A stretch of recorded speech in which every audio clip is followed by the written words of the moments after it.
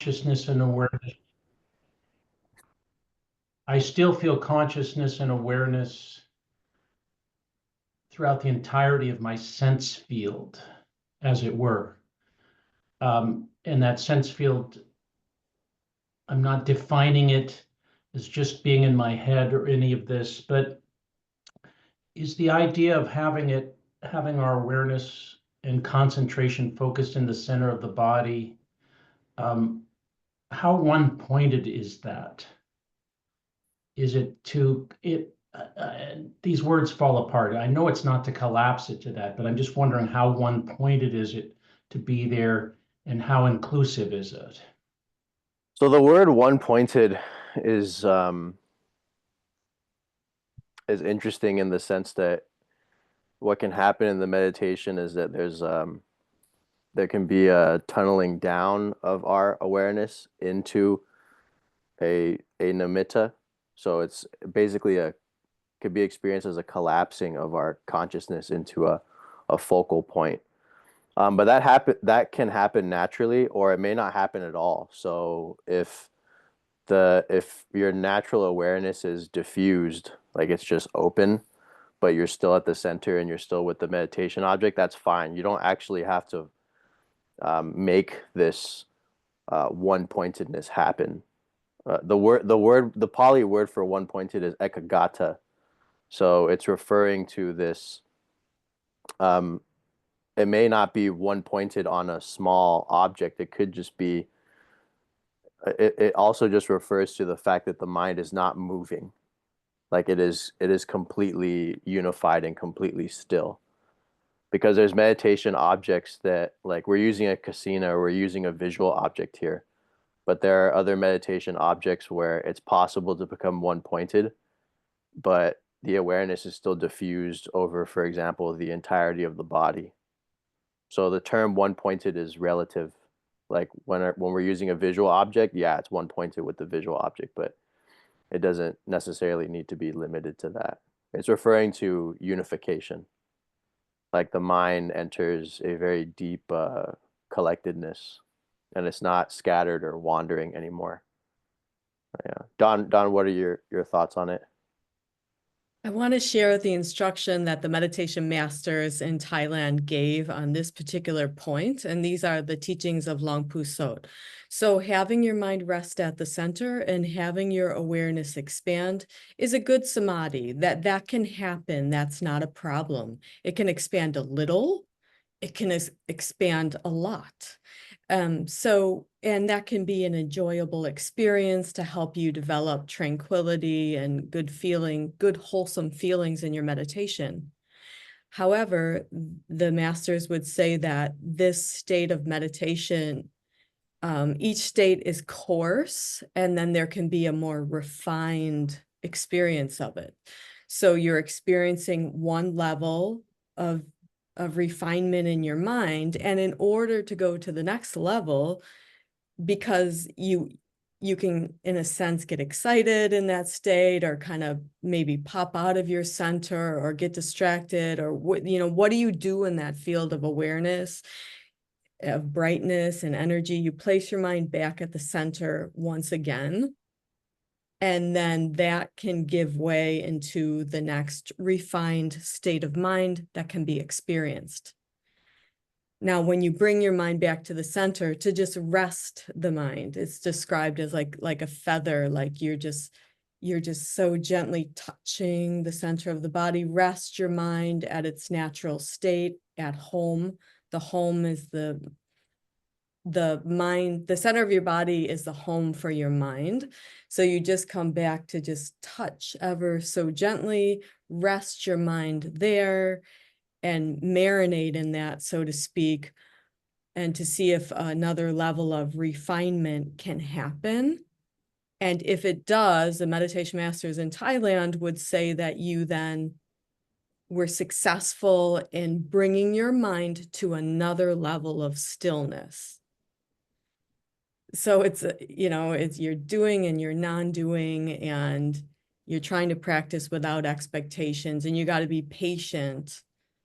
but that's kind of the idea. So you're going to gather and collect your awareness back. And now when you gather and collect your awareness back, for some people it's small.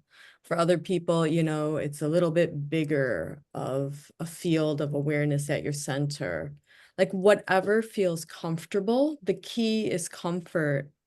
Comfort is the gasoline in the vehicle to take you forward in meditation. You know, that feeling comfortable, contentment, and ease that will allow you to progress into a more refined state of mind and further into your samadhi. Thank you. It's interesting as the meditation progressed yesterday for me, it went from seeing this moon, then it disappeared. And then last night afterwards, it went to a pearl. So it got small and that felt really good. And so I'm just going where I'm led. And I guess to even refine my question farther, I've been a very mental person, much to my disdain at times, locked up here in the head. So when I can go easily to the center of my body, but it also seems like I'm still feeling something up here. It's not like my whole awareness has moved down. So that's part of my question about feeling the expandedness. If I go to the center and I'm there and it's happening, but it still kind of feels like there's something up here because it's so habitual. Should I just continue to keep the focus down and then whatever happens there is fine, but still moving it down or Yes. include? Yeah, you'd want to take that pearl and All right. place that at the center of your body and develop your samadhi there. You may have an awareness of something going on up here, but that's okay. You're going to rest at the center of your body and develop your samadhi there. Perfect. Thank you both so much. You could see it as also like a comparable analogy is the eye of a hurricane. So there's a center of the body, the meditation object, that's the eye, and we're witnessing that. Every time the mind wanders, we come back to witnessing that. All kinds of profound phenomena can occur like in this area around the eye of the hurricane. You can have sensations in your head, brightness in your head, sensation of floating, all kinds of things can happen. But the point is to continue to witness the eye, is to continue to witness the center, because the things will happen definitely with this particular practice. So another point to make here on the center of the body and the nature of the nimittas changing or the objects changing. When you're observing the object or as a result of observing it, it can change or undergo refinements. And that reflects the refinement that is happening in your mind. So initially, the object may be very gross. It may not be very refined. It may not be clear. It doesn't need to be. But as you practice this particular meditation more and your stillness deepens and your enlightenment factors increase, it is normal for the nimitta or the object itself to change in accordance with the purification that is happening to your mind. So another thing too, with this analogy of the center and then what's happening, in the movement of the hurricane, there may be, for example, the sense that we're being drawn into the center, and then there's a loss of contact with the body. There's a loss of contact with the sense of the center being physically inside the body, and that you don't know if your mind is inside your body or outside your body. It's entering this stillness.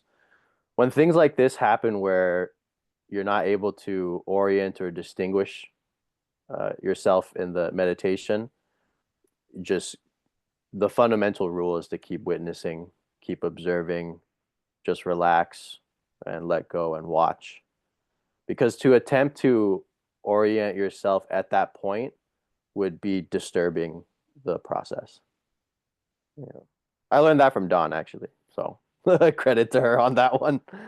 I'll actually talk about that in the next factor of Yeah. tranquility and how we need to marinate in that for a long time. So are you ready to move on to the next factor of enlightenment? Okay, All right. Yeah. Thank you, Don. Floor is yours. thank you, Ryan. And thank you, Stephen, for asking questions. It's helpful to all of us. So tranquility is getting closer to stillness and mental unification. And this tranquility is experienced as a level of inner peace. So your mind goes from this mindful, joyful, energetic state of rapture. And as it continues to gather and collect itself more and more, then this tranquility arises. The tranquility shows that your mind has slowed down and it's become more unified. And you can experience this calm, peaceful, and tranquil state. And as you enter tranquility, again, your mind is moving closer towards stillness. However, warning, flash warning about tranquility. Without energy and without right effort, you could get drowsy and sleepy in this state of tranquility. So don't forget right effort if the hindrance of drowsiness arises, because you could then just fall asleep in this. So, but at this point, the effort with tranquility, likely it's going to be a gentle effort, unless you're really drowsy. So it's almost a non-doing in tranquility. You're moving toward a non-doing, which will come a bit later. That non-doing will emerge in the next two factors, but you're getting closer to that state. So when tranquility arises, it's usually experienced as stable and steady. Then you don't need to tweak anything in your practice in that moment, unless a hindrance is present. Meaning, if you experience tranquility while imagining an image, there's no need to drop the image. Really bask in that tranquility with the image and really grow in that. However, if the tranquility arises and then the image disappears, then there's no need to bring the image back. Tranquility is a good experience, and you need to marinate in that for as long as you can while remaining at your center. So allow yourself to get absorbed in this state of tranquility, infused from head to toe, infused in every single cell of your body, all of the tranquility originating from your center, or it's originating from wherever you have placed your mind, because the tranquility is arising in your mind, and we place our mind at the center. Now, in the Buddha's teachings, tranquility can be characterized as a peaceful happiness.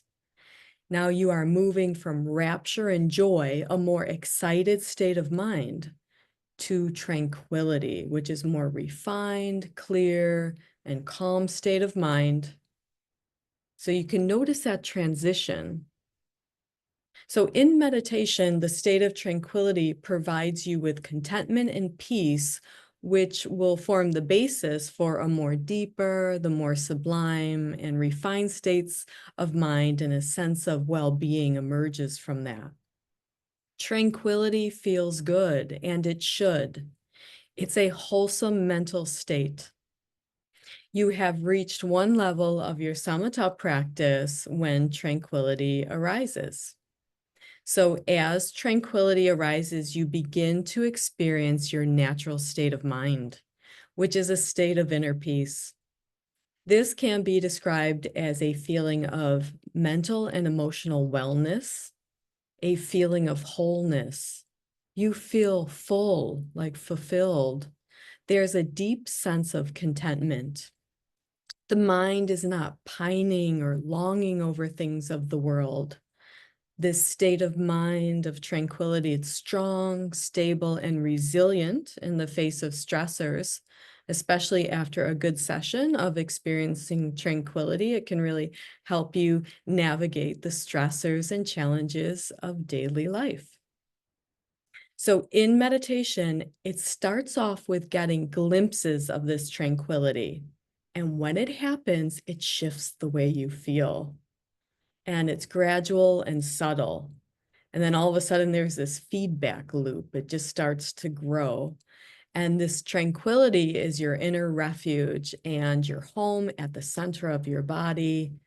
And when tranquility is more fully developed, then you can access it regularly in meditation. And when I say more fully developed, I'm talking like you could access tranquility in a calm, stable state within minutes, within 5 or 10 minutes of starting your meditation. That shows that it's more well developed. For some people, especially for beginners, or if we fall off our practice, it could take a half an hour to calm our mind. It could take a full hour.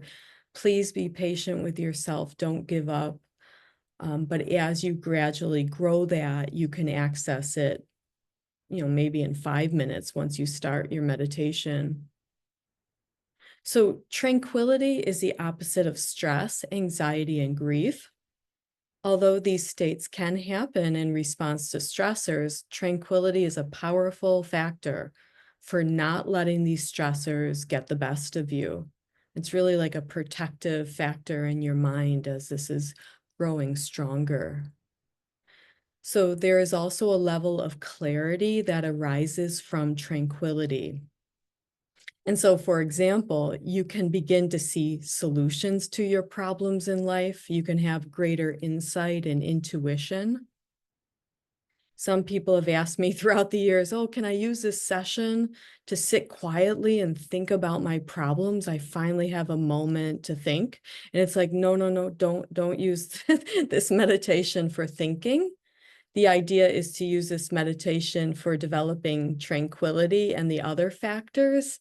And with that, you have to think less. Like you start to see solutions to your problems. There's like this deeper intuition. You're accessing something deeper and you can just know. It's like this knowing is starting to emerge. You can just know what is the right thing for you to do in a situation. So this shift is starting to happen and you may experience that, or you may have already experienced some of that. And so this state of tranquility, it's the opposite of overanalyzing, fault finding, or ruminating about life, because that's all exhausting. As we all know, we've been conditioned to analyze in our culture, and that's fine, but we want to rein it in. We want to not let that spin out of control. So tranquility can feel relaxing. But relaxation is something in our method of meditation anyway, that comes before tranquility, right? Because sometimes tranquility is described as relaxation, but I want to mention relaxation because relaxation is important. We live in a stressful world. And there's plenty of stress to go around. There's no absence of stress or tension that any of us can feel at any given moment. And because of that, Dhammakai meditation, we do support using a relaxation method to help you facilitate your samadhi and get into your meditation. It helps us to develop tranquility. We don't shy away from relaxation. And we feel that it's necessary, especially in our daily work, after working. So relaxation is especially helpful if you are stressed. Like if that hindrance is there, you feel stressed, you feel restless, you have a lot of monkey mind going on. The relaxation is going to be a really good tool to help you gather and collect your attention at the center of your body. So let's look at relaxation and developing the meditative skills for relaxing, for overcoming these hindrances. Relaxation will eventually help promote a more of a non-doing approach, once tension arises. But And if you are drowsy and you feel like unmotivated, you experience sloth as a hindrance, then you probably don't need too much relaxation or you're going to fall asleep. So you can see how you can tweak your practice a bit depending on what's going on. So we usually start meditation with relaxation. I'll ask you to do some deep breathing.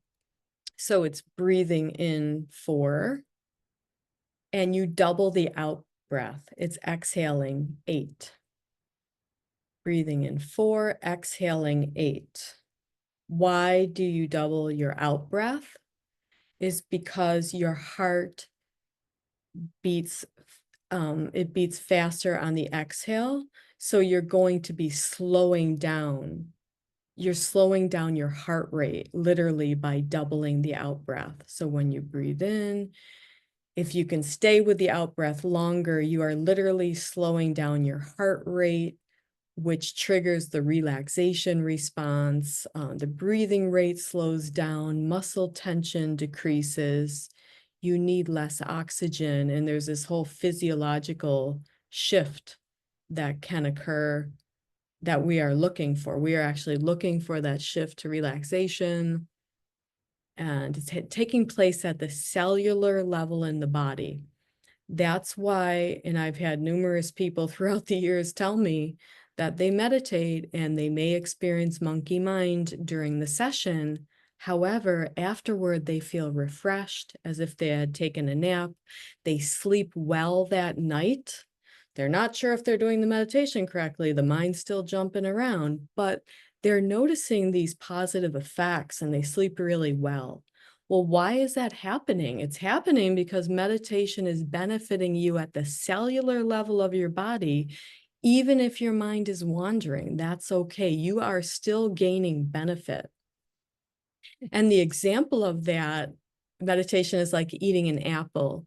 You eat a nutritious apple for your physical health, but you don't immediately see the benefits. It's like, okay, I ate this apple, but now I don't see the benefits, but you know it's benefiting you at the cellular level of your body. You know that eating healthy helps you maintain your physical health.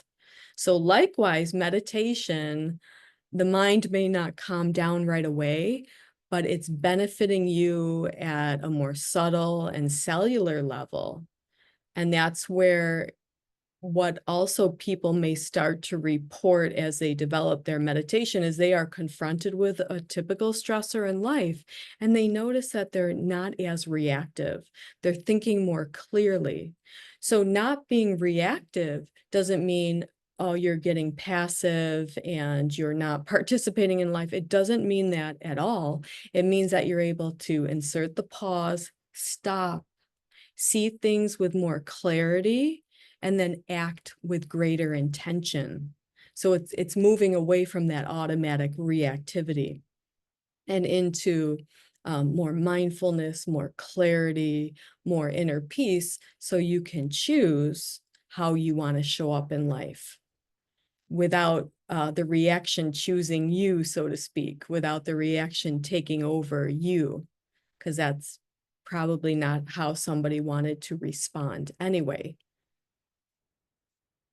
So, and also for the relaxation, we are then imagining a favorite place.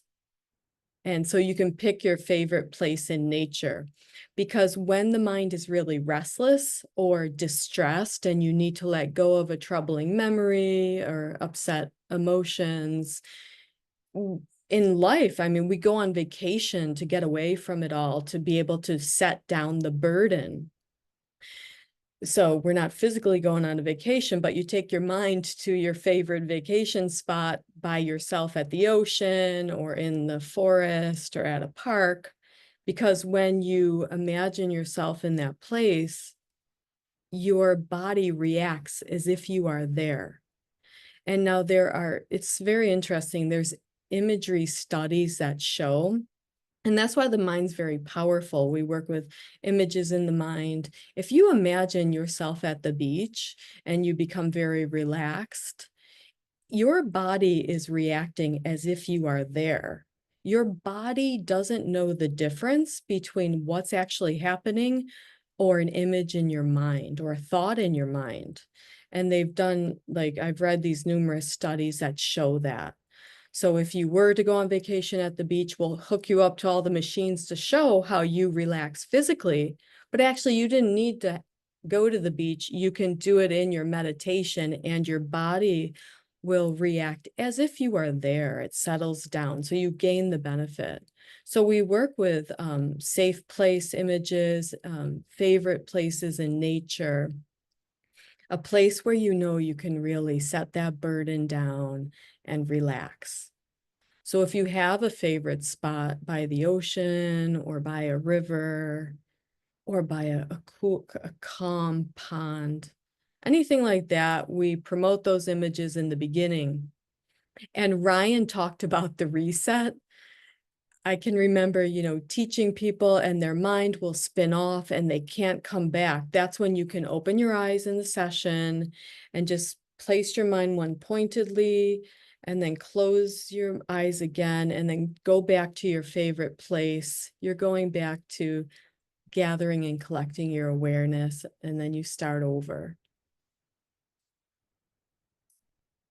So I hope that that is helpful and that will conclude tranquility. Ryan, if you have anything to add there, you're welcome to.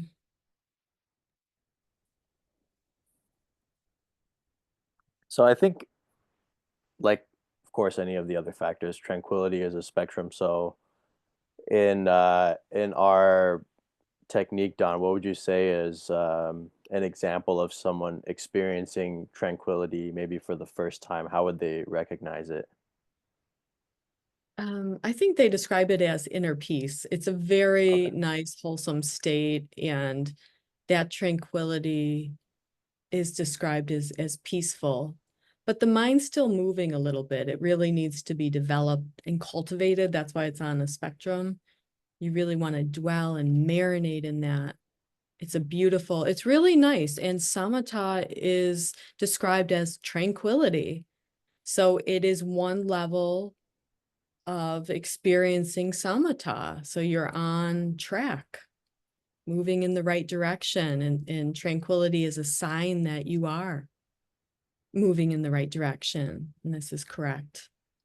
It's a big sign. It's an important sign. We know you're on track because tranquility is eventually arising. Even if it's arising in little blips, like little moments of tranquility, that's how it may start out. That's fine. That's good. And then as you continue to practice, you can experience that for a little bit longer periods of time as you develop that, and longer as you make your mind more stable and steady in the practice.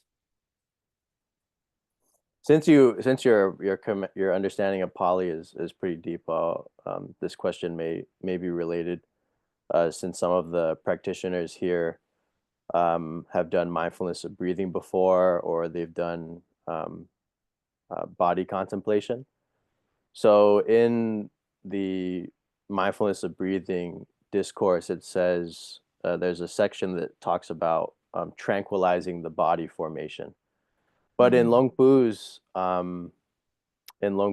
commentary on the Satipatthana, he says that the bodily formation is actually referring to the in and out breathing.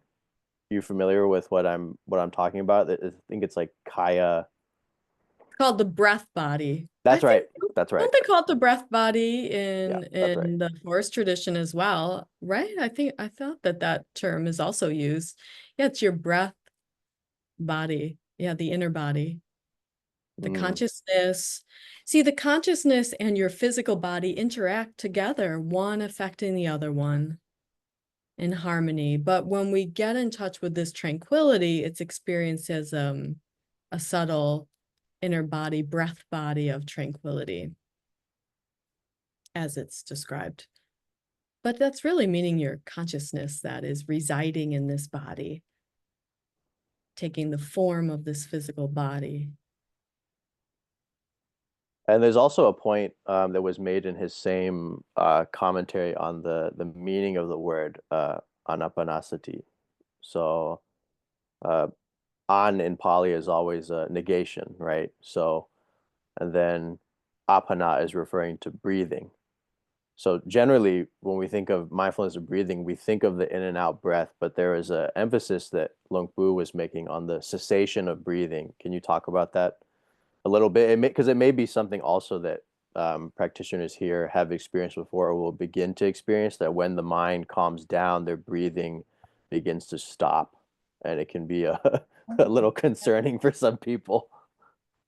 Oh, yeah, yeah, definitely. That's true. Anapanasati. Anu. Okay, let's look at the Anu is a prefix in the Pali language, meaning to follow. You're following your breath mindfully. Anapanasati. So we are, and then yes, what can happen is you, by following your breath and mindfulness of breathing, the mind gets developed in these 7 factors and it becomes very subtle and still. And you can have the experience of your mind disappearing. I've had that. But it's not that you've stopped breathing. It can feel like you've stopped breathing. You actually need less oxygen. Everything physiologically has slowed down a lot. But what happens in the state is the mind then can feel very lively. You know, it's very nice, energetic, bright, if you experience brightness with that. And the factors are filled as you are experiencing mindfulness of breathing.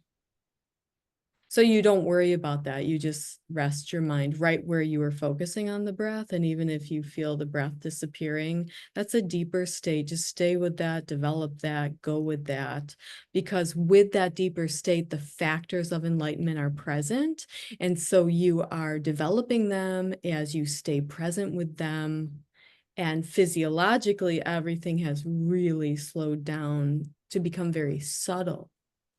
And it's like your subtle energy body, if you will, or your subtle breath body.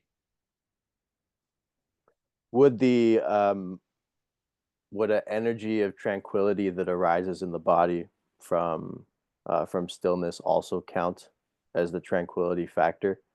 Because, for example, when that breathing begins to stop and those spaces between the breath become more like pronounced naturally, there's this actual subtle energy that begins to permeate the body that's very, very peaceful. And that energy is really considered your mind or your consciousness, right? The breath body, and it is infused with the 7 factors. It's infused with tranquility. It's very peaceful. And we're going to get into samadhi next, where this mental unification occurs. And that's why the person's going deeper into stillness and into mental unification. And they're really in the realm and territory of their mind and their consciousness. That's why we experience that loss of perception of the breath. That's more of a coarse perception because that's associated with the physical body, but it's also intimately connected with the consciousness. But then we're going to drop that, so to speak, when you get into more subtle levels, that experience of the breath going away, disappearing, and now you're in the realm of chitta, consciousness, mind, and endowed with the factors. Your mind is endowed with those factors of enlightenment when you are experiencing that. So it's a good state of samadhi at that level. You want to stay there for as long as you can. I go into that state and I wish I had like the machines to hook me up. I wonder what's going on physiologically. I think the blood pressure, the heart rate, things are in my mind really slowing down, and it's come to like almost like a standstill. The mental activity has come to a standstill, but physiologically that state's really slowing down. And physically, because the mind and chitta has an effect on your physical body, then all of a sudden the whites of your eyes become very bright. And your complexion can become, your skin complexion can become smooth and bright. in this tradition, we do look at the physical body and those effects that meditators have. You can see that. People report that. And that's just the chitta and the mind having an effect on your physical body. Like this brightness in your eyes and the energy. You can tell that somebody has experienced that within.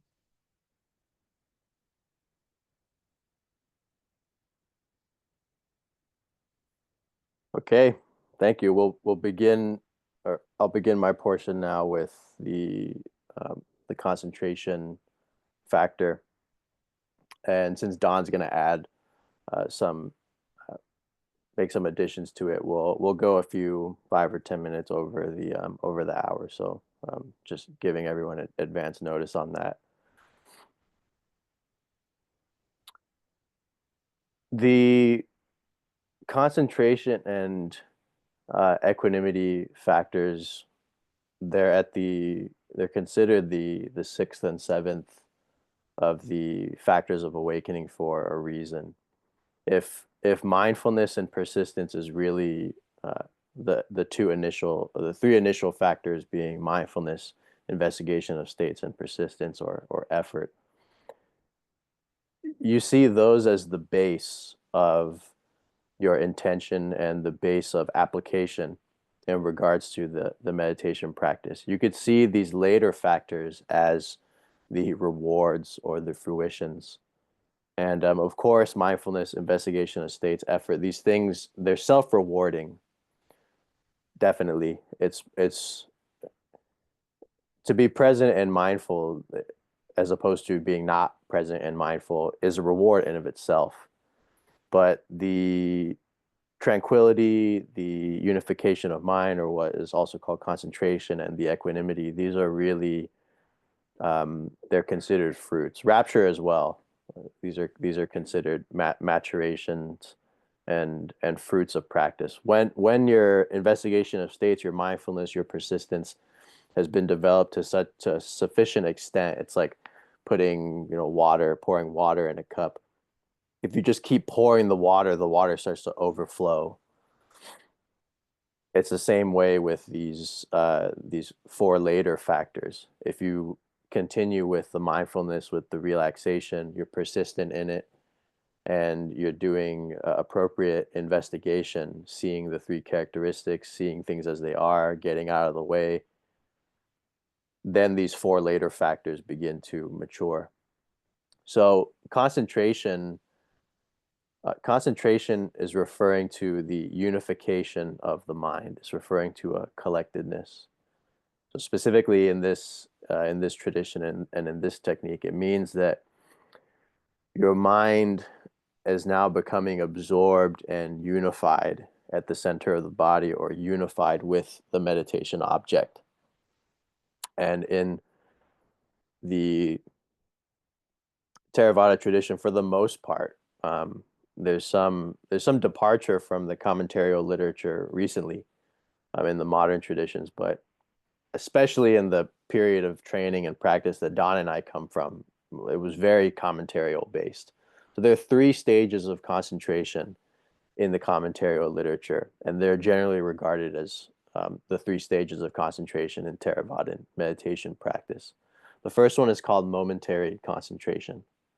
So this is referring to the mind still being, the mind still wandering quite a bit, still flickering. The mindfulness may be present for a few seconds at a time. You see, you're aware, you notice the meditation object for a few seconds, and then your mind wanders. That terrain of momentary concentration, this is where the 5 hindrances are still predominant. Where the mind is still under the spell of the 5 hindrances. They haven't been eroded, or they haven't been suppressed yet by the factors of concentration. The factors of unification of mind or concentration are applied attention, sustained attention. Applied attention and sustained attention, mindfulness, these give rise to rapture. So joy begins to arise in the mind. next bliss begins to arise. So in the reading yesterday, that was referred to as pleasure. Bliss begins to arise, and equanimity begins to arise, and one-pointedness begins to arise. So the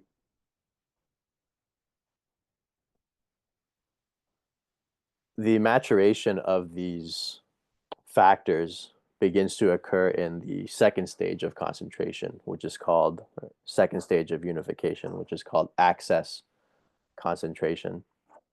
So once you've moved beyond this initial period where the five hindrances are very strong and the mind's wandering every few seconds, once you've gone past this, you're now beginning to enter access concentration. Why is it called access concentration? It's called access concentration because it's getting close to absorption.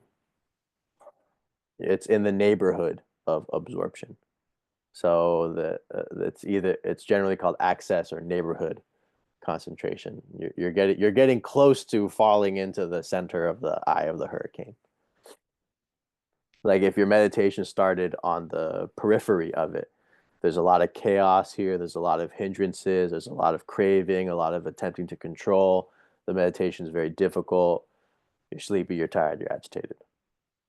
But as you continue with the practice on a retreat, for example, like the environment that we've had here, that period of time passing through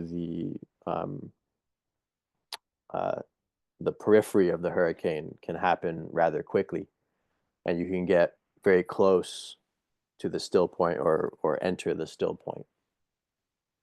The still point is the unification or the concentration factor. That's what it is. When your mind, when your experience in the meditation falls into this unification, into this perfect collectedness, that is the concentration enlightenment factor.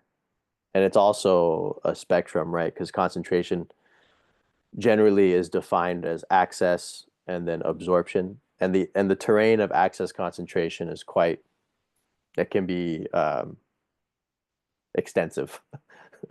So once you've moved from the periphery of the eye of the hurricane, now you're in the eye. There's degrees of stillness within the eye. The complete center point of the eye is most still. But even if you're between what's considered the periphery and the eye of the hurricane, there's still some movement. That's access concentration. There's still some movement in this area.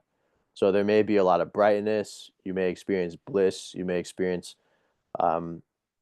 really high degrees of the jhana factors, but there's still some movement. Your mind wanders every 10 minutes or something like that.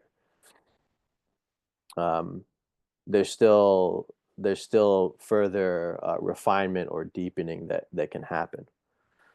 But once the mind actually falls into the center or it enters unification, once it's in that unification, that deep access, very, very deep access concentration or absorption concentration, absorption unification, the wandering stops. So in that level of samadhi, you couldn't think even if you wanted to. It's not possible to generate any intentions. Your mind has become so subtle, it has entered a level of depth where doing something is not possible. So doing, trying, attempting, formulating, analyzing, these are all things that are only possible on the periphery. But once the mind has coalesced or collapsed into the center point, those grosser, less refined aspects of consciousness become inaccessible. And the mind enters very deep unification, very deep stillness. Why is it that the mind doesn't wander in deep access or in absorption concentration? It's because those grosser mental faculties are no longer present. So, for example, the reason often that our mind wanders is because there's a shifting nature of our attention. Some particular thought or memory comes up, boom, our attention just grabs it immediately and we're off of the meditation object. But if there's such a level of stillness that not only do those pictures no longer arise, but that the shifting capacity of attention is also no longer absent, then what would be the proximate conditions for your mind to wander? It wouldn't wander because those conditions for it to wander are no longer present. So these are examples of the concentration enlightenment factor. It refers to the attainment or the entering of unification, the entering of absorption, but it also refers to the development of that stillness, the maturation of that stillness, the movement from the periphery of the hurricane to its center. That whole process is referring to the development of unification, the development of collectedness.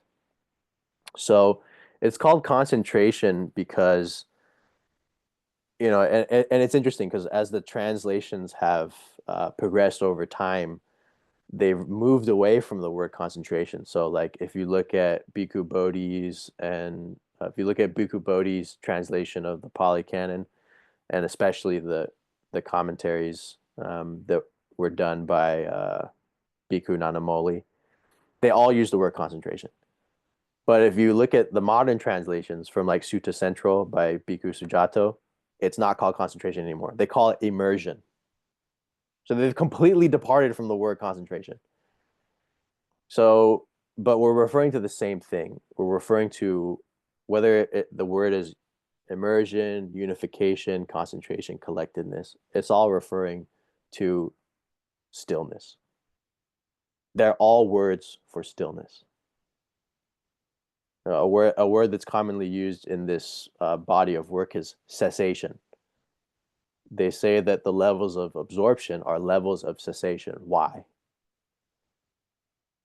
Because with each degree of stillness and with each station of stillness, with each station of absorption, more and more mental qualities fall away.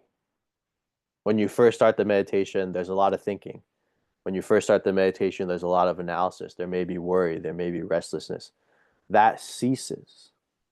The restlessness, the worry ceases. The doubt ceases. What replaces them? Equanimity, applied attention, sustained attention, rapture, bliss. Those arise as the hindrances cease. And as the meditation deepens, what continues to cease? The grosser factors that have arisen as a result of the meditation progressing begin to cease. They begin to fall away.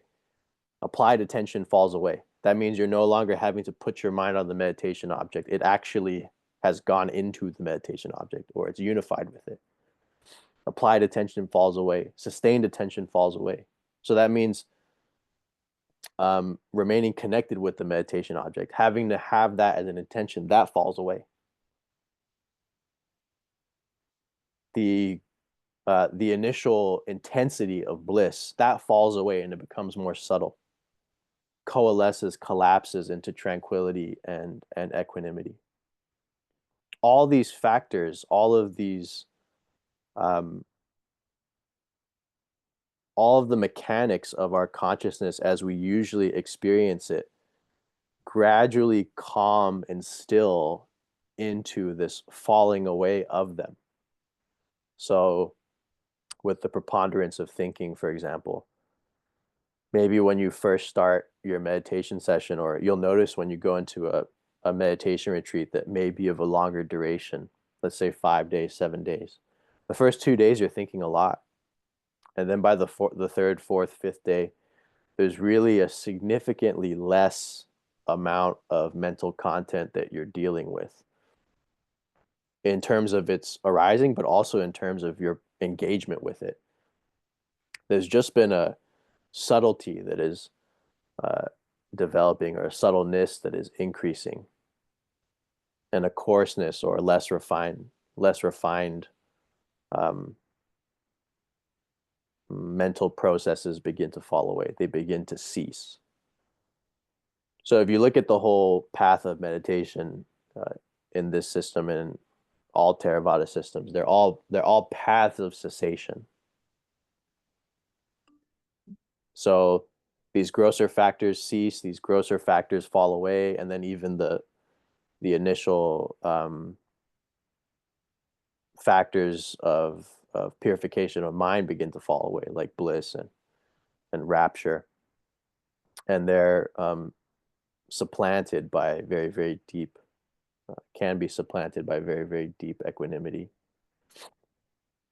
And with very, very deep equanimity, or very, very deep, sufficiently deep concentration, sufficiently deep stillness, in this particular practice, there's accompanied brightness to that stillness.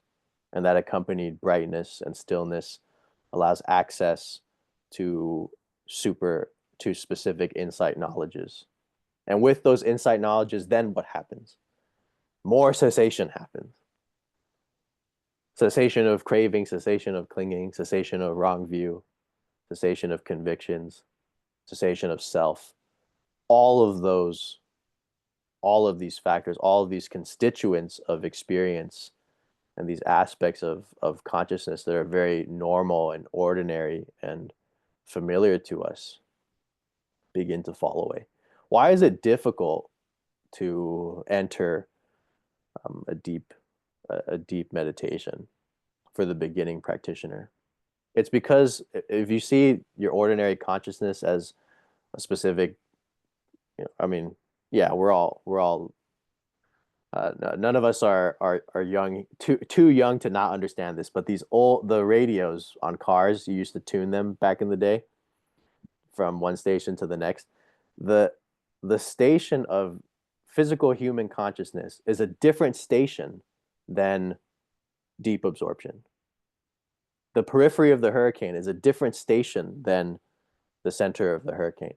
Yeah, they're both on the same spectrum, right? They're both, it's all consciousness, it's all mind, it's all reality, but these are different stations. The station of deep meditation, of deep stillness, is a different station than what our ordinary consciousness is used to. That's why when we do a retreat, there's this whole period of really moving into that, moving along that spectrum of consciousness, going from one station to the next. And it's difficult. It may be difficult for these stations of cessation to occur because we're not familiar with those stations. We're only familiar with the station of, I'm my physical body, I'm thinking a lot, I need to do this, I need to do that. And you're trying to go from that station to this station where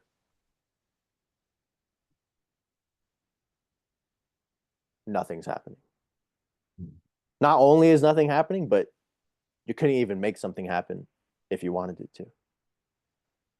So the stations are quite different. In these stations where the mind is very still, deeply peaceful, deeply unified, from those stations, deep understanding is accessible. From the human consciousness, physical body, you're thinking a lot, normal, ordinary perception, our capacity to see things as they are is limited. But when the mind enters these refined states, that capacity is increased dramatically.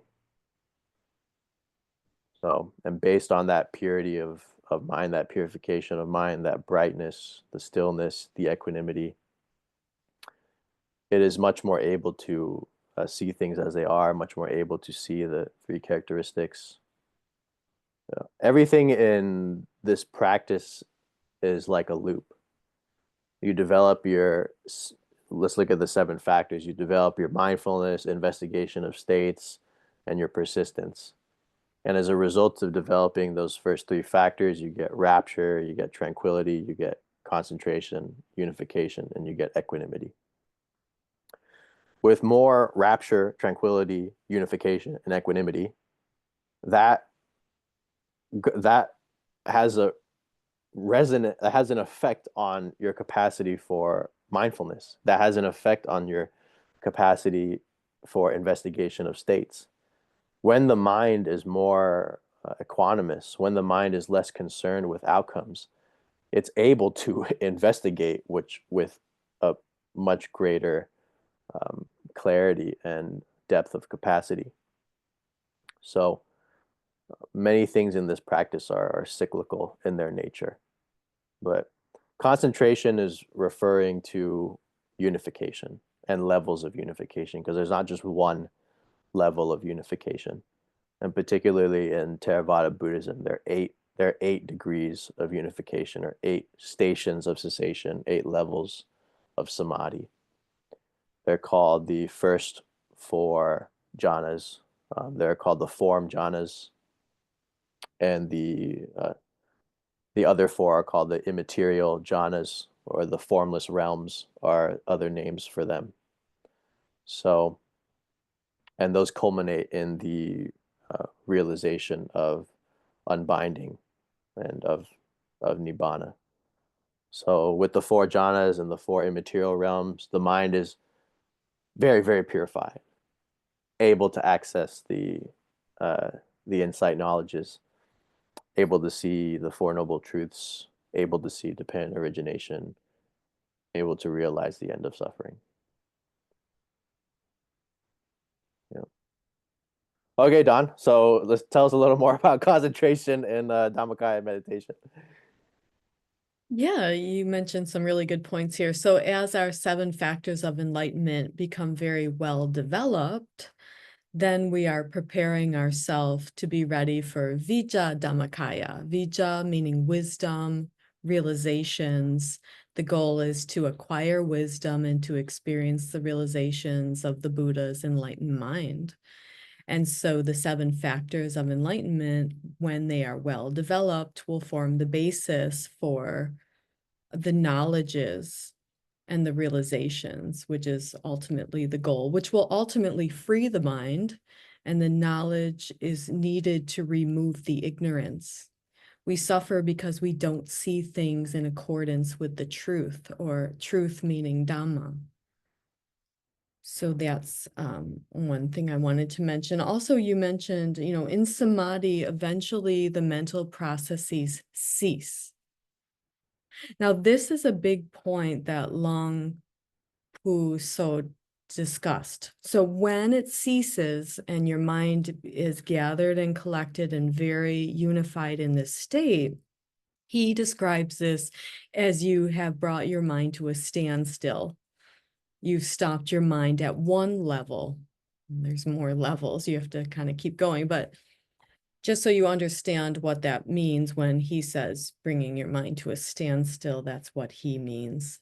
The mental processes cease, and this beautiful mental unification arises in your mind, and then the luminosity of the mind can be experienced.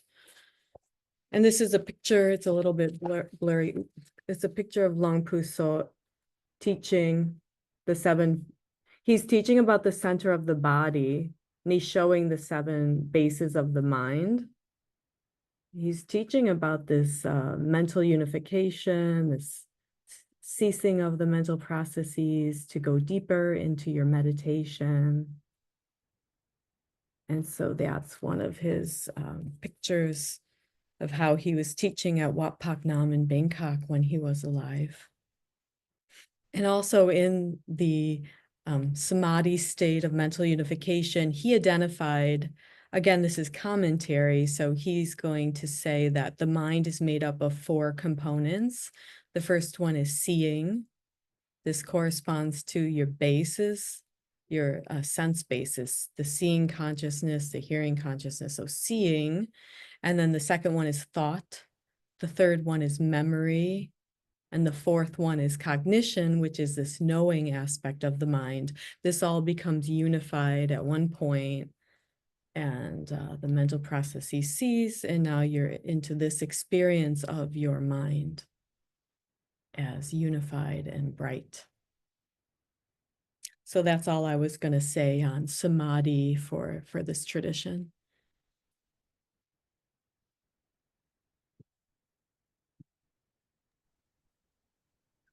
Okay, so we will start our long sit. Correct, Don? Yeah, we're going to Yeah. start the long sit, and I'll do something a little bit different today. I'm just going to talk for the first 10 minutes and then the last 15 minutes for loving kindness. But if you want, you can participate with this first 10 minutes of your favorite relaxing place. I'll just introduce this as a technique that you might use outside of the retreat that may help you to bring yourself into a collected and gathered state through imagining your favorite spot, a nature spot. Okay, so just begin by finding a comfortable position for yourself. Sitting with your back and spine upright and alert, although relaxed.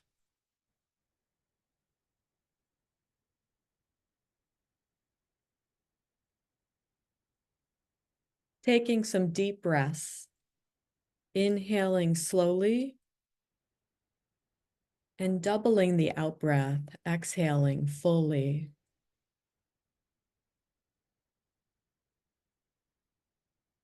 I'm doing this 3 times.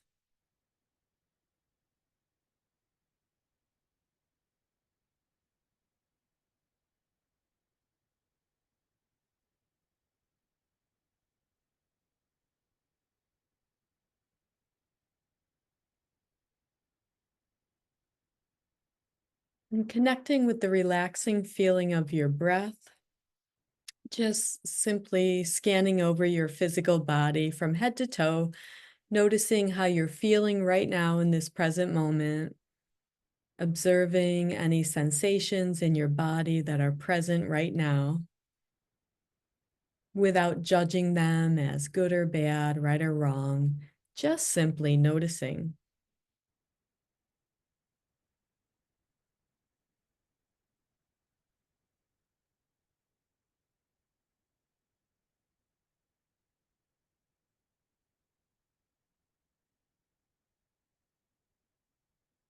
And now imagine that you are sitting in your favorite place in nature, a very beautiful and relaxing spot. You might find yourself sitting along a sandy beach, along the ocean shore. You might imagine yourself in a beautiful park surrounded by trees. You may find yourself in a forest or sitting by a river.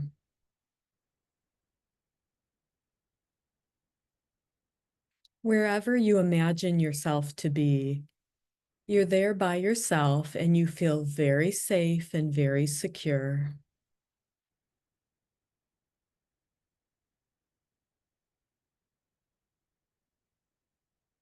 And you begin by imagining that it's a beautiful day outside. The sky is very clear and vast, and it's a brilliant blue color.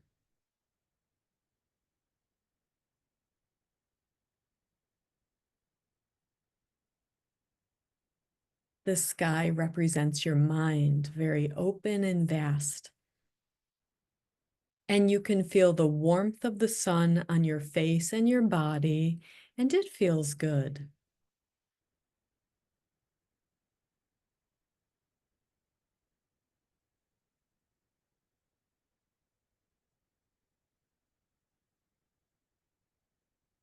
You can feel a gentle breeze brushing along the sides of your face and your body, allowing you to finally feel a sense of ease and contentment.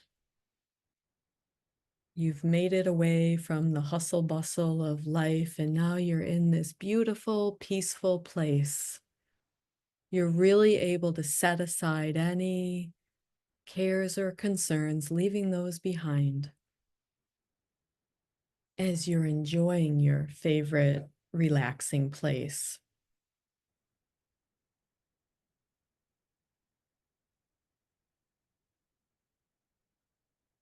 And you begin by the sense of sight, looking around you to really take in all of the colors, shapes, and objects of the things around you.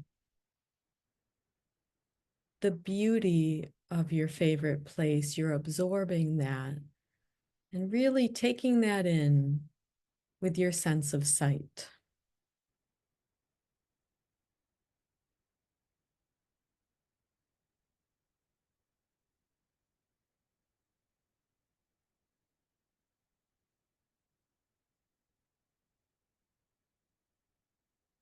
And next, what are the sounds that you can become aware of in your favorite place? Are there any sounds?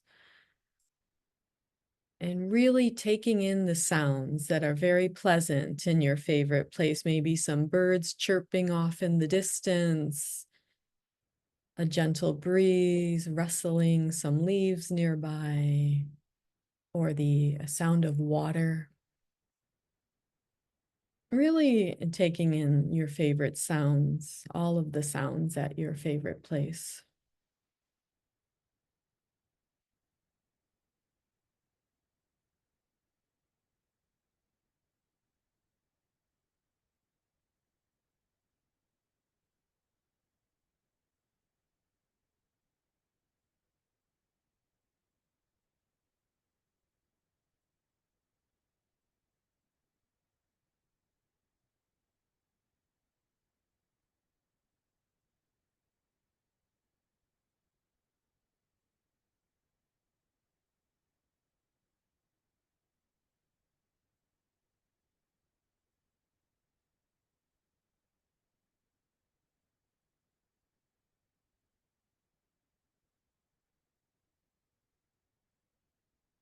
And next, you want to connect with a sense of touch. So you want to imagine putting your hand out and touching something in your favorite place. It might be a cool, smooth stone.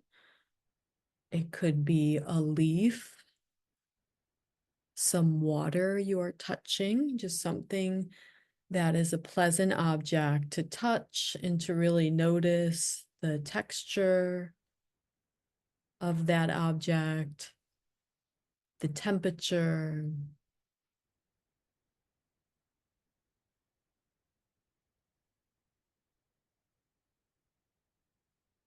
The shape.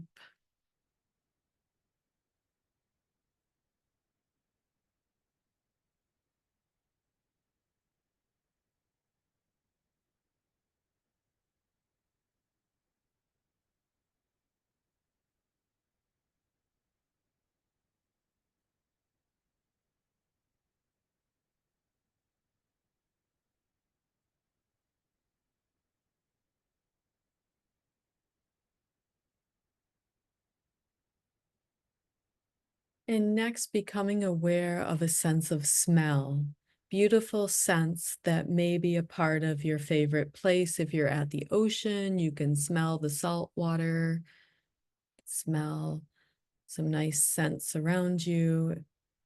If you're in the forest, you might smell pine trees,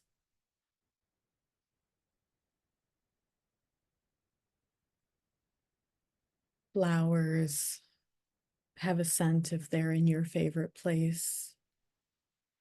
Really taking in all the lovely smells.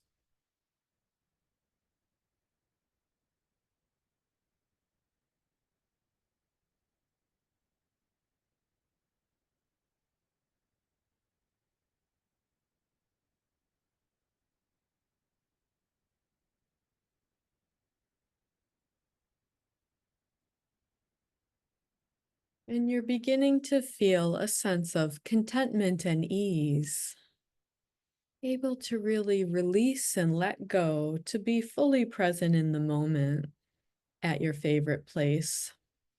And you decide that this is the perfect time to begin meditation. So you imagine yourself sitting down in your favorite place, either in a chair or in the quarter lotus position.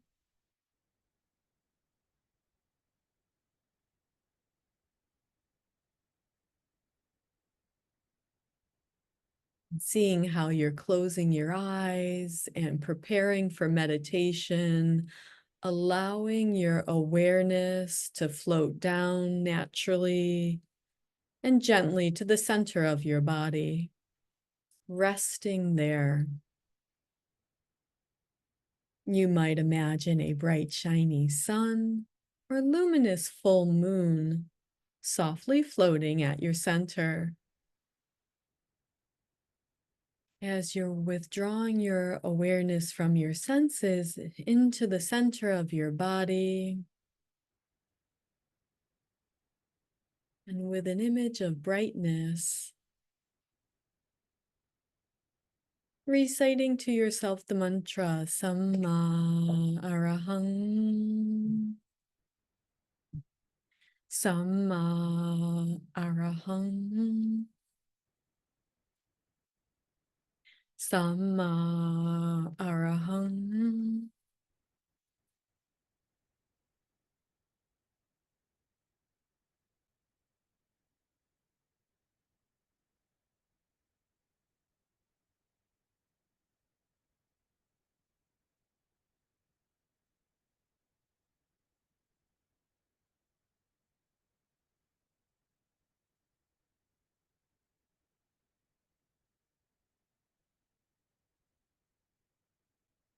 Really connecting with a sense of contentment and ease, and experiencing that feeling touching and rejuvenating every single cell in your body as you continue to gather and collect your full attention and awareness at your center.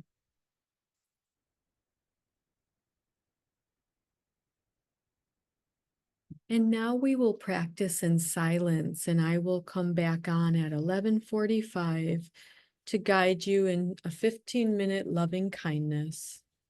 But for now, enjoy your silent meditation.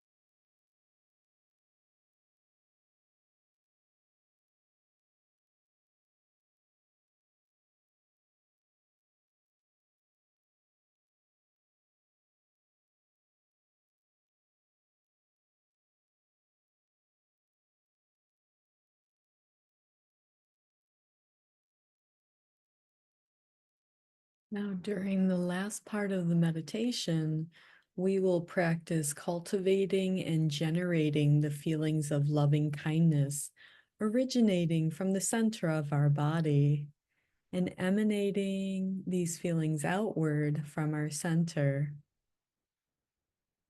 Imagining bright, shiny rays of light shining outward in every direction, or just a warm, good feeling of loving kindness flowing outward from your center. We begin by sending loving kindness to ourselves, by connecting with the feeling of gratitude, love, and kindness we have for our own life here on earth.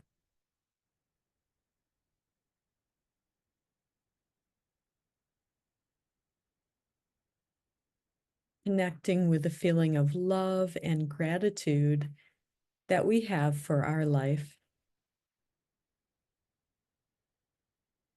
We have moments where we feel good to be alive. We're grateful for this life.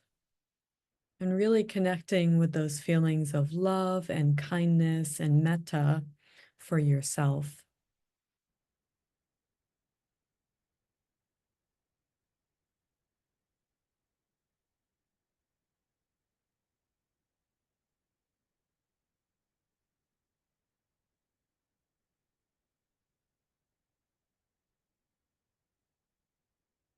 Imagining the feelings of loving kindness radiating outward from the center of your body in every direction.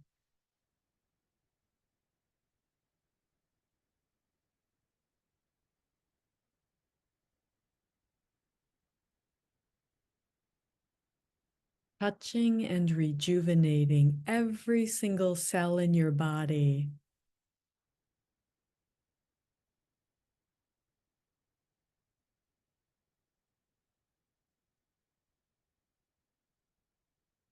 Until your loving kindness is covering your entire physical body like a perfect protective bubble of light and love.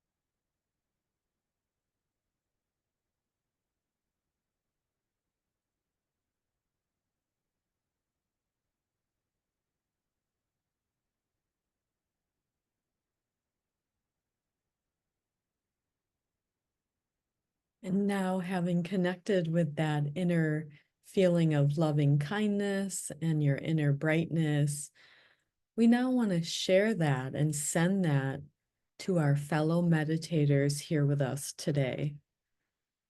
So imagine sending these feelings of loving kindness throughout this entire virtual room.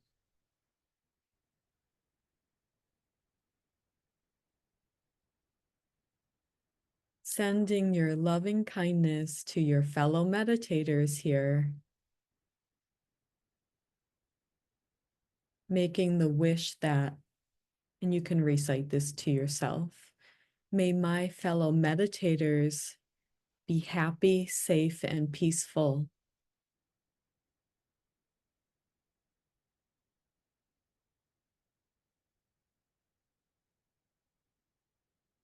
May my fellow meditators be healthy in body and mind.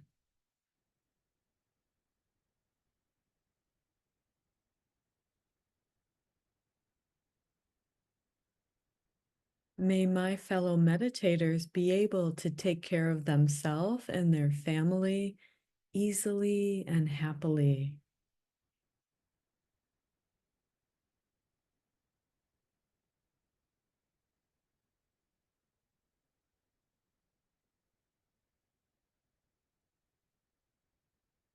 May my fellow meditators be able to face their challenges with grace and ease.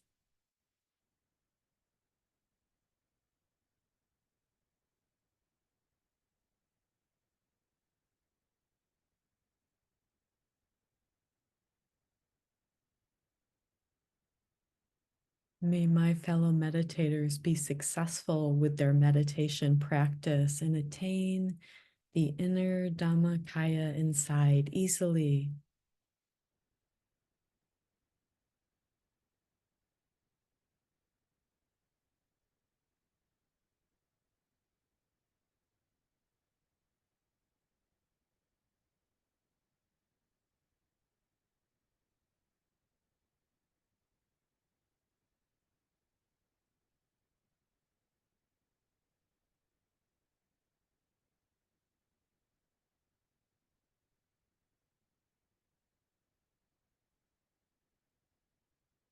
Now allowing your loving kindness to flow naturally further outside of this virtual classroom and throughout your entire living area, your house, your apartment building, your condo complex, and all the people living in your neighborhood. Imagine sending loving kindness across your neighborhood to touch all the living beings, including wildlife, all of the pets, animals, birds, all sentient beings, right down to the tiniest insect.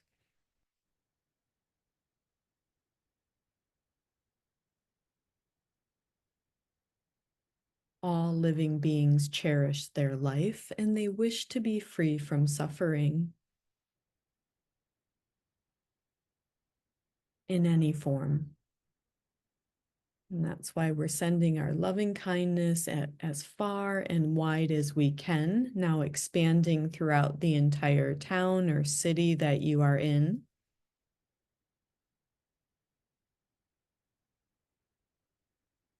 Across the entire state or country.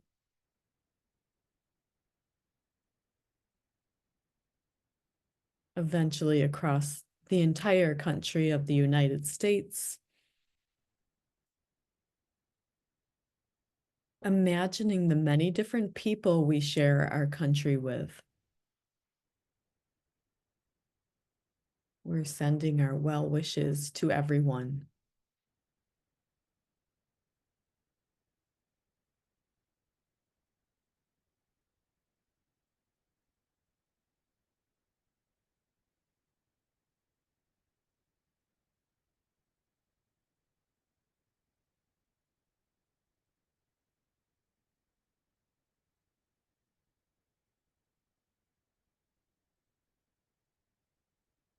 You can imagine these bright, shiny rays of light, of loving kindness, or this warm feeling extending into the ocean to touch all marine life and living beings who reside in the ocean.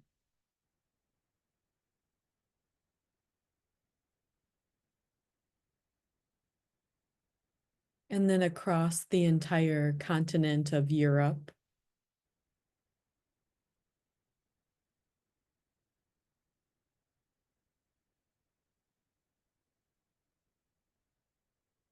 Sending your loving kindness throughout the Middle East,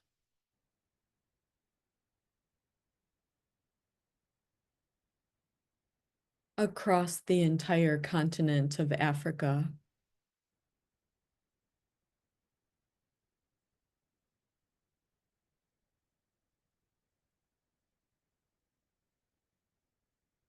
and throughout the whole of Asia.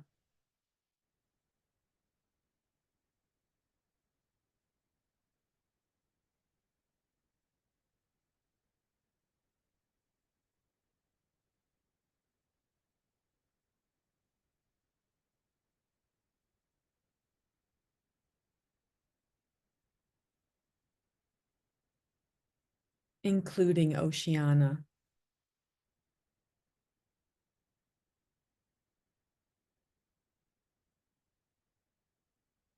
And around the entire world.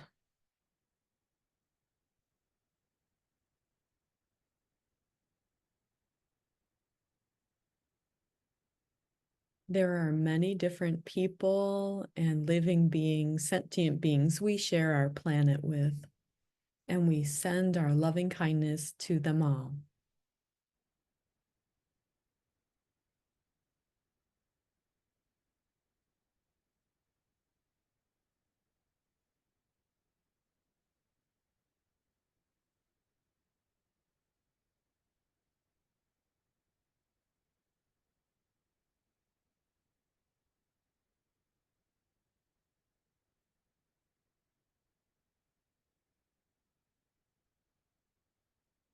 And you can imagine your loving kindness moving up into the atmosphere and throughout the entire universe.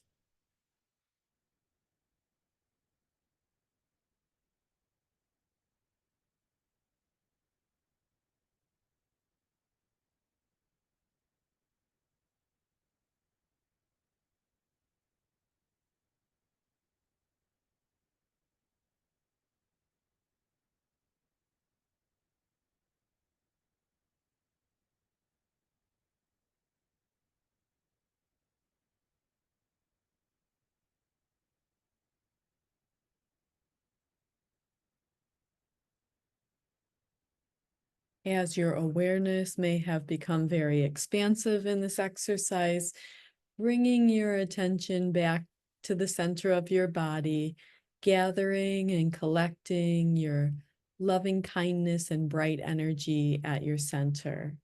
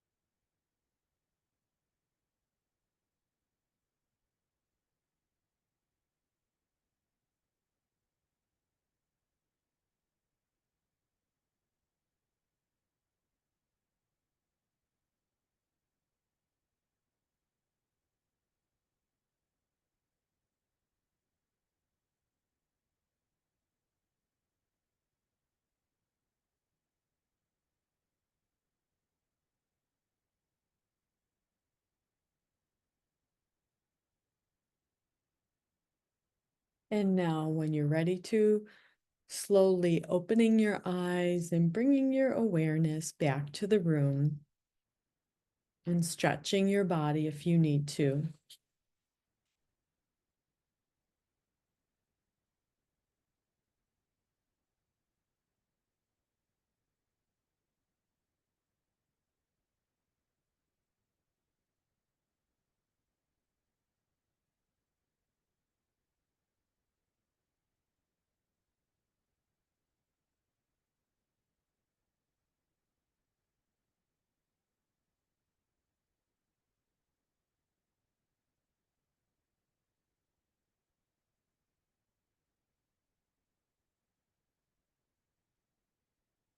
I would like to thank you all for this morning's meditation session. It was a very nice energy we generated together, so thank you for joining.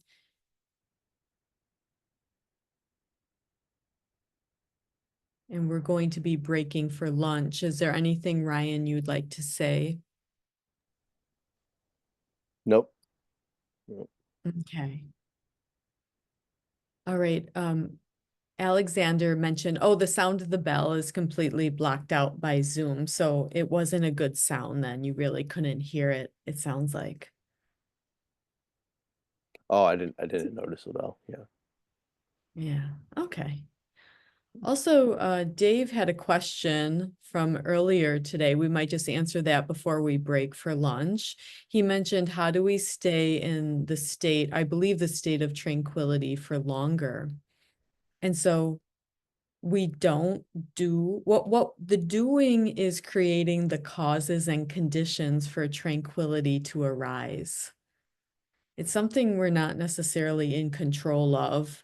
You know, I mentioned the mind is like a wild bull. We have to coax the mind in a certain direction, but at some level, we are not in charge. We can't command our mind to be tranquil. But the tranquility arises from the causes and conditions of your meditation and your samadhi. And that's what you're nurturing in your practice to bring that about, for the tranquility to arise. And once it's there, we try to steady and stable our mind one pointedly to see how long it will stay there. It will arise, it will stay for a little while, and it will pass away. But as you get stronger in your samadhi and your meditation, it can stay there for longer periods of time. So I hope that answers David's question.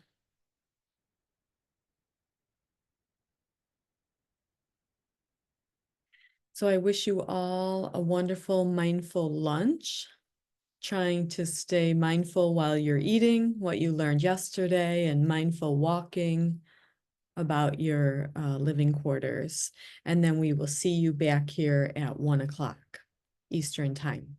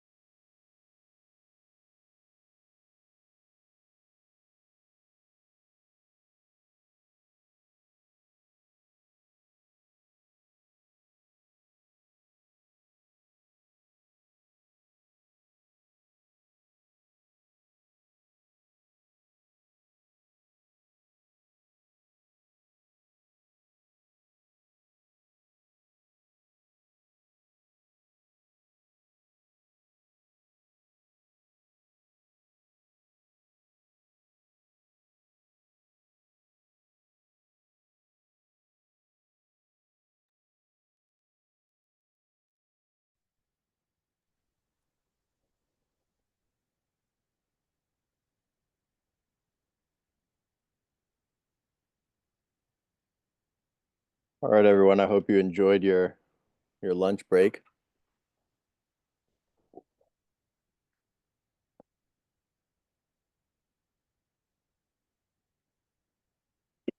And so we'll begin and start um, our second 2 hour block. John, you have any comments, or are we ready to start? I think we're ready to go. I hope everyone Okay. enjoyed their lunch and just moving from this activity of eating and maybe walking around a little bit, right back into sitting and right back at your center.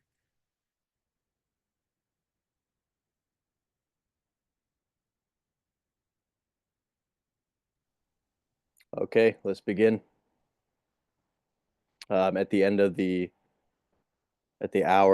hour and 45-minute mark, you'll hear me guide the loving kindness. And like we've said before, if you need to alternate this with walking, you're more than welcome to. If you're a bit sleepy after the lunch you just had, you may need to walk more. So um, the walking and making the walking a bit vigorous, it'll help with the alertness. And if every time you sit down, you just get sleepy, then you might just have to um, make this session uh, half walking or something like that. So there's different ways you can structure it. 40 minutes walking, or 40 minutes sitting, 40 minutes walking, 40 minutes sitting, that's 2 hours. 50 minutes sitting, 10 minutes walking, 50 minutes sitting, 10 minutes walking, or whatever variation you'd like to do. It's up to you. So, okay, let's begin.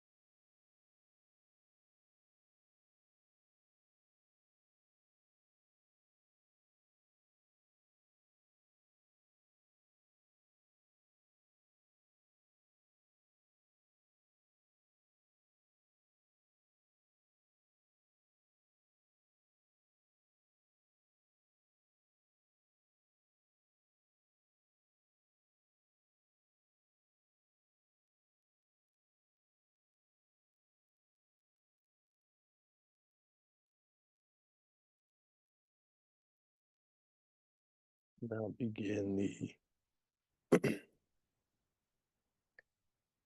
the sharing of loving kindness.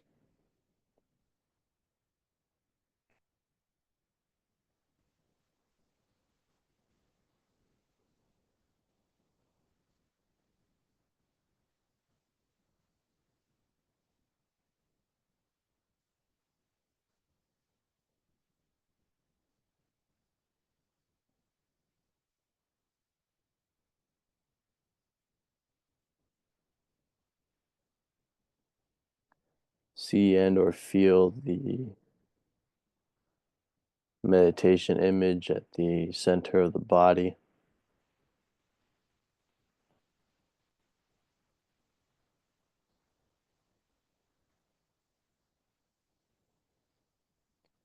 And expand the image outward to cover the entirety of your body so that you're sitting in the image in the light of the star, sphere, or the sun.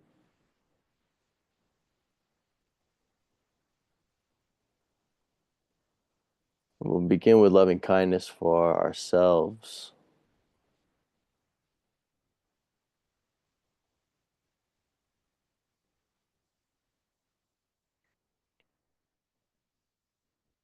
Can wish for yourself, may I be happy, may I be healthy.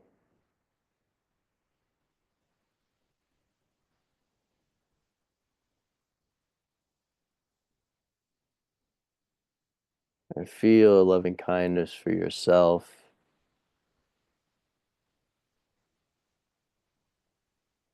Envelop your whole mind and body.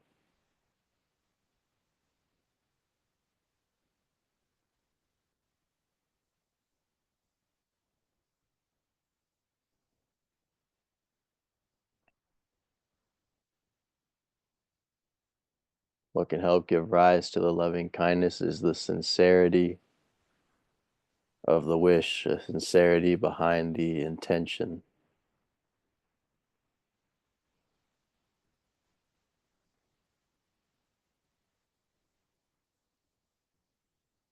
May I be free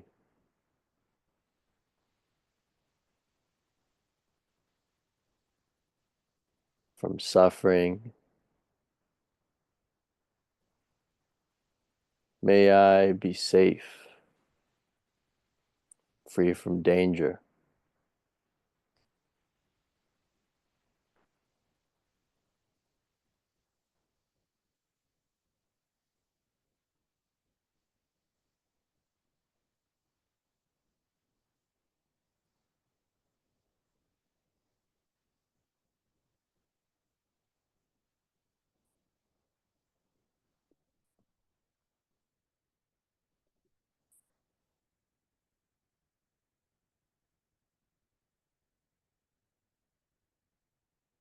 Feeling the radiance of the loving kindness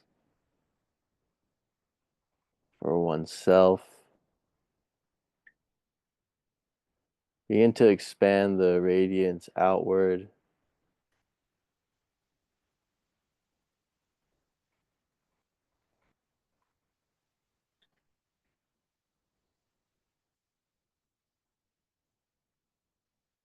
Have loving kindness permeate the entirety of your home, the place you live in,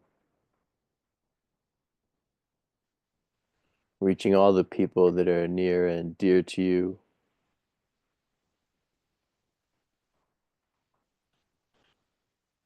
Spouses, family members, friends, pets.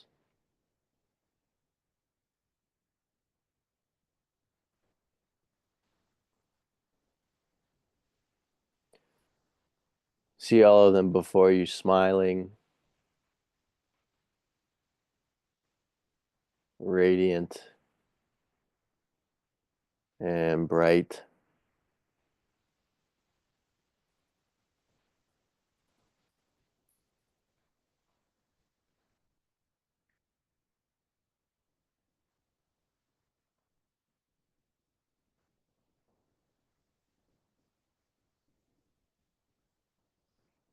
Just feel tune into loving kindness.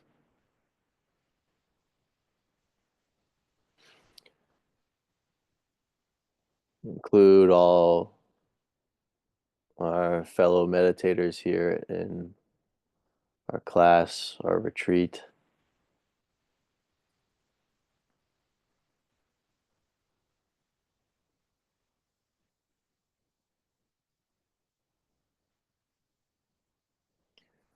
Wish and say to all of them, may you be happy.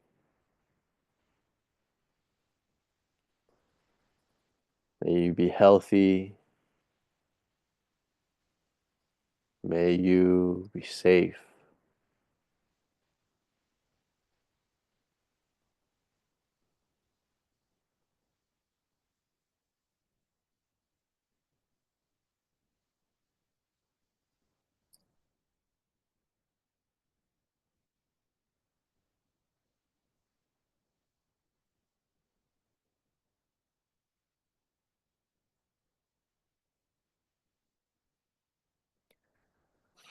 May you be free from suffering, free from pain.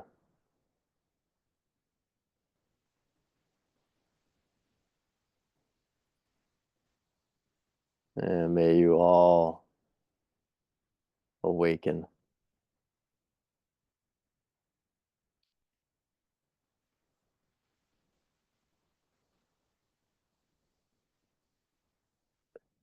Extend the loving kindness further to cover the entirety of your town,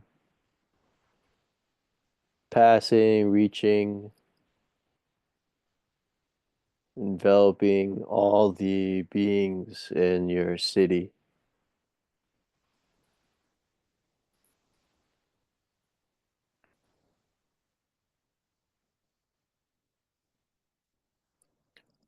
All beings on the surface of land, underneath the ground,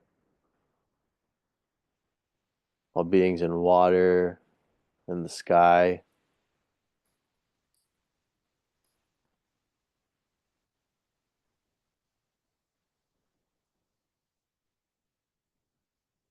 Feel the loving kindness reaching and enveloping every being here.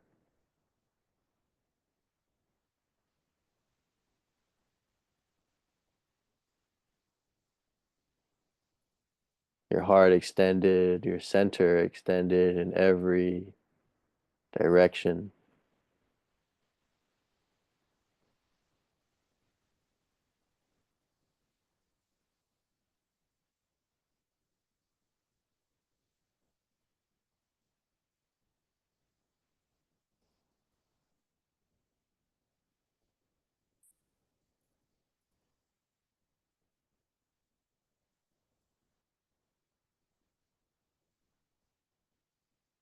Wish for all beings in this city.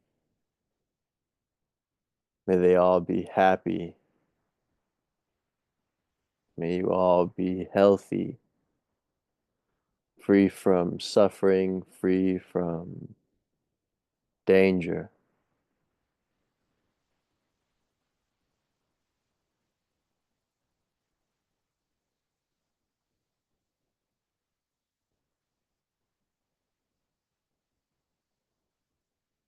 All awaken.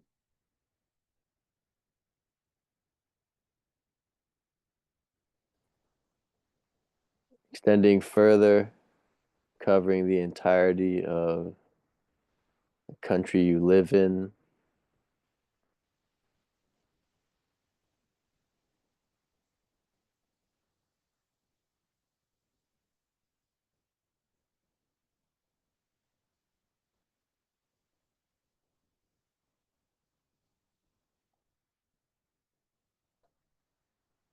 Radiate loving kindness to envelop all beings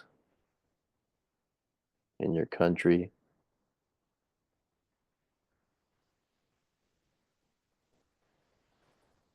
Extend that further to cover the entirety of the continent you're on.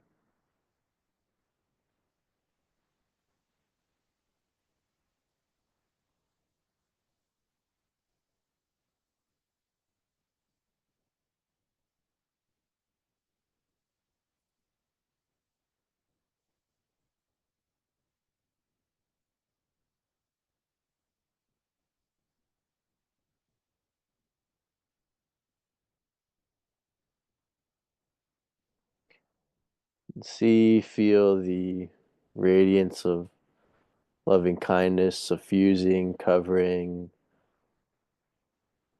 one entire quarter of the earth.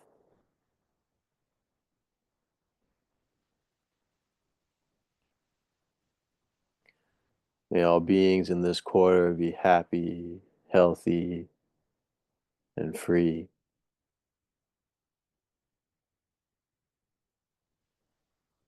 May all beings in the second quarter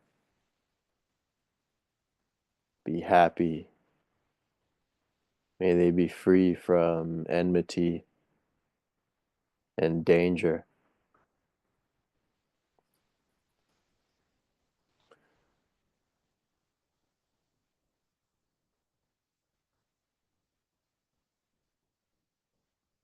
So see the earth, half of the earth covered in light and loving kindness, suffusing a third quarter of the earth,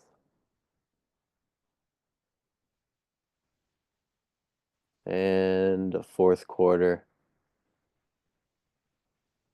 seeing the whole earth glowing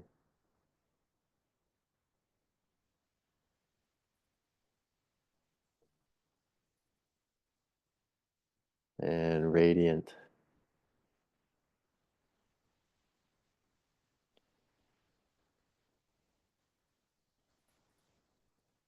May all beings in the world be happy.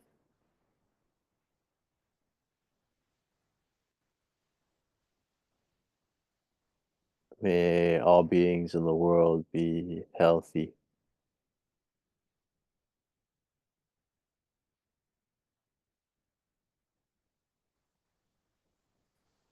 May all beings be free from harm, free from danger. May they all be free from suffering, freed from pain.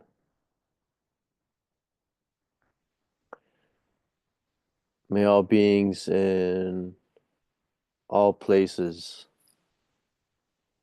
and in all times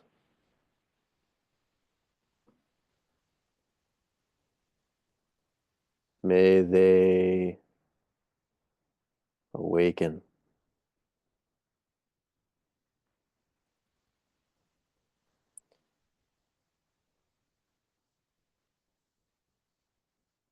Feel radiance of the loving kindness expanding beyond the bounds of the earth, radiating in every direction into space.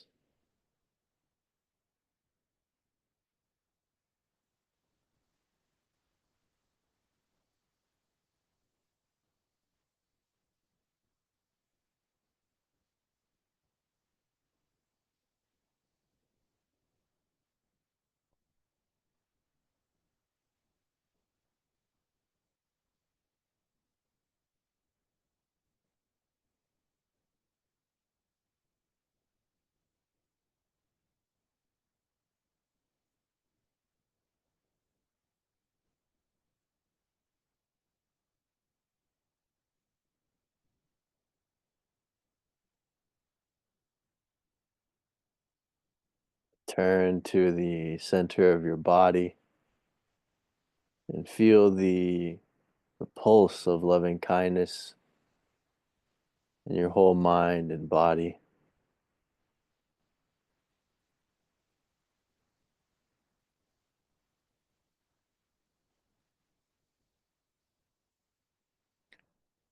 This concludes our second meditation for the day. And when you're ready, you can slowly open your eyes.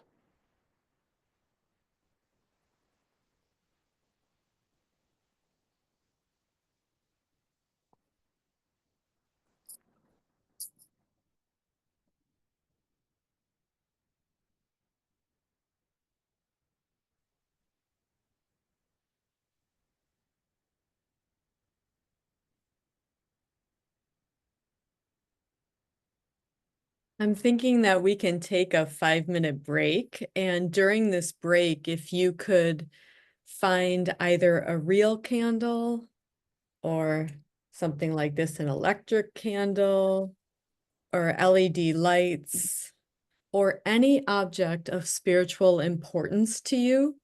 And then we will be using that for the candlelight ceremony for world peace in like 5 minutes.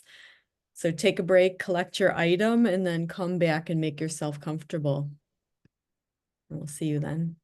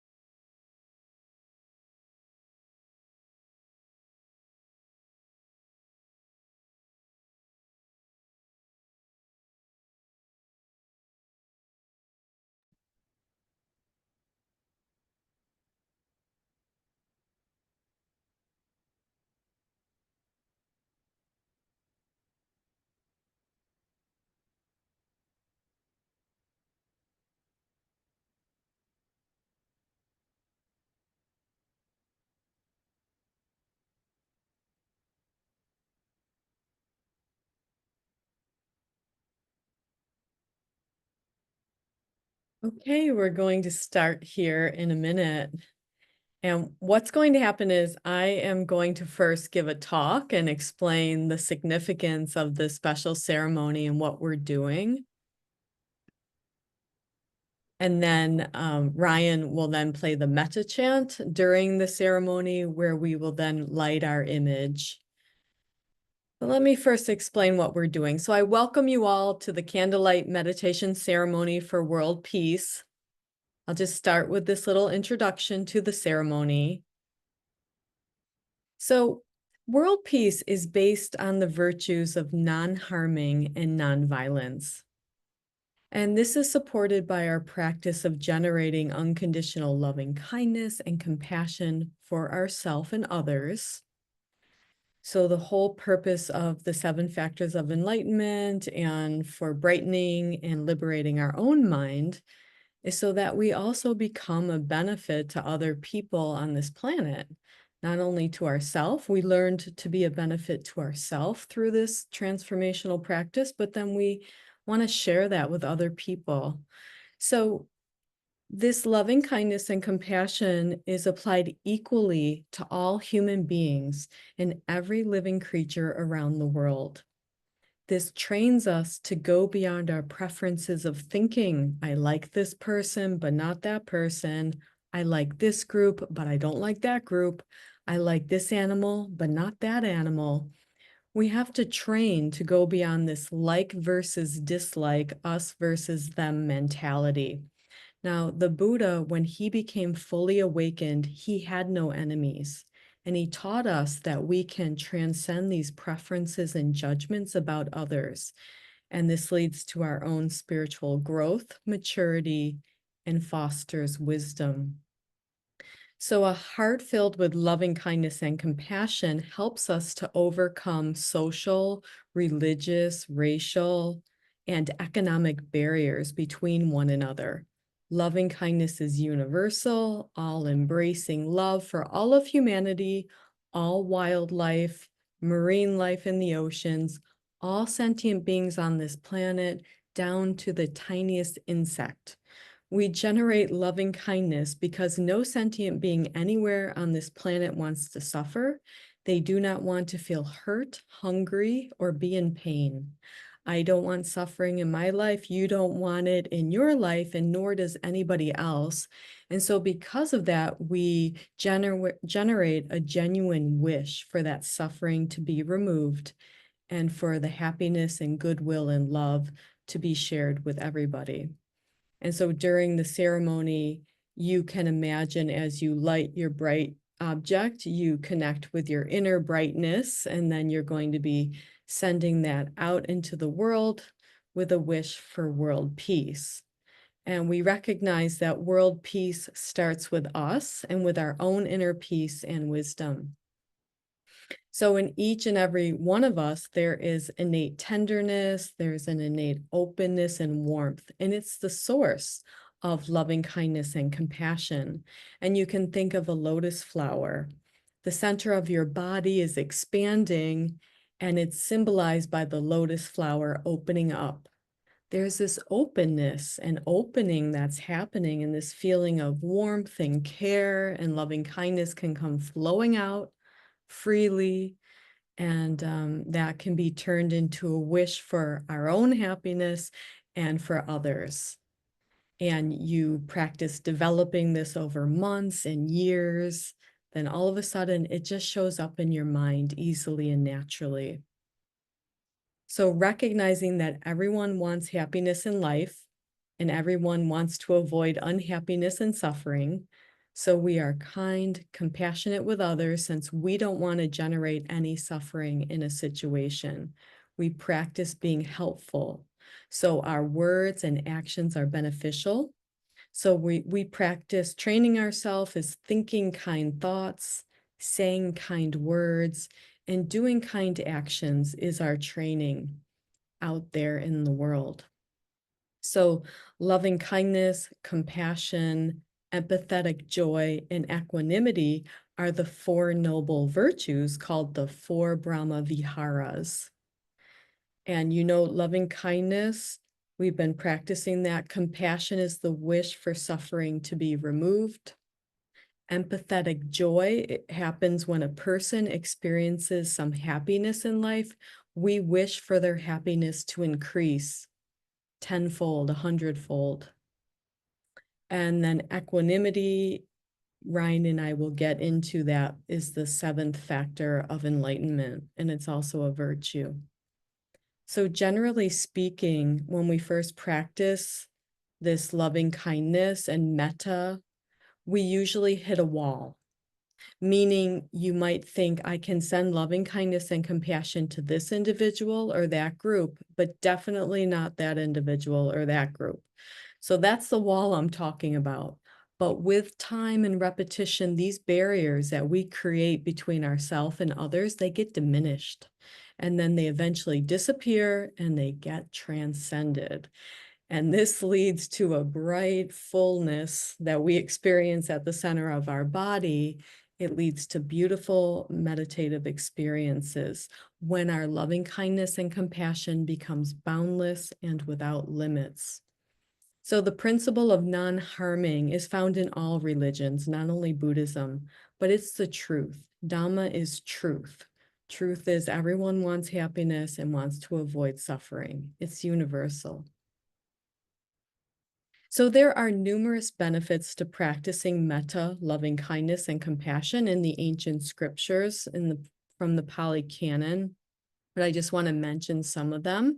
If you practice loving kindness on a regular basis, you will sleep well at night. You will wake up feeling refreshed. Your complexion of your skin will become very clear and bright. You won't have nightmares because someone who's having nightmares usually has fear and frustration in their mind. Animals and human beings are friendly to you. You won't be hurt through violence because you are kind. People don't want to hurt you. Your mind becomes very peaceful quickly, and you can develop into a deep state of samadhi. So this is a foundational practice that supports our samadhi and going into jhana as well. So in the whole picture, it supports our liberation. So we are going to start the ceremony, but I'd like to ask Ryan, I don't know if you can do a screen share, you could pull up the metta chant in written words. And so we could just have a glimpse of that. We can look at that together, and then we'll play the actual metta chant by Imi Oy. And then we'll start the lighting of our candles. Okay, there we go. Thank you.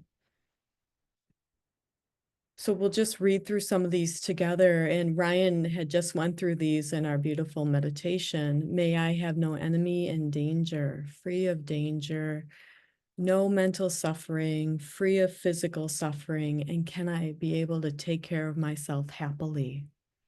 And then we're sending it to parents, teachers, and relatives. We're saying the same thing. And may all yogis, all meditators, we are saying the same thing. We're saying all the monks, novice monks, lay men, lay women, disciples, all of us who are practicing diligently will send these well wishes around the room. And then the donors of the 4 requisites. Again, these are donations for our Sangha. People who donate to the Buddhist Sangha, we send our loving kindness. And may our guardian devas also receive our loving kindness. And we send our good wishes to our guardian devas. And then may all beings, all creatures, everybody, male, female, noble ones, celestial beings, human beings, fallen beings, everybody, we're going to send our wishes to them as well. So that just kind of gives you an overview. Oh, and then you can see here, we're sending it in every direction: east, west, north, south, southeast, southwest, northwest, northeast, southwest, downward, upward. So you imagine this like bubble going in every direction. And we continue sending it all around. as far as the highest plane of existence, all the way down to the lowest plane of existence, believing that there are other dimensions is what this is looking at in the entire universe. Whatever beings on this planet that move, they're sentient beings, we send them loving kindness.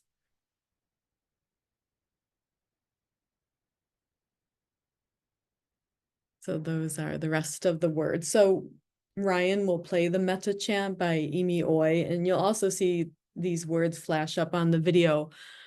But as he starts the chant, we just want to then withdraw our attention from thinking, place our mind at the center of the body, and then you light the candle to see the light out here, but then to connect with your inner light.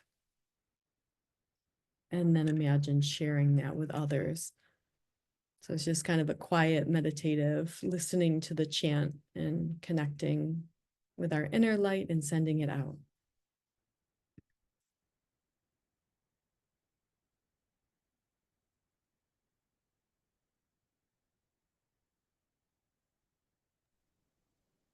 Okay, we'll be playing it now.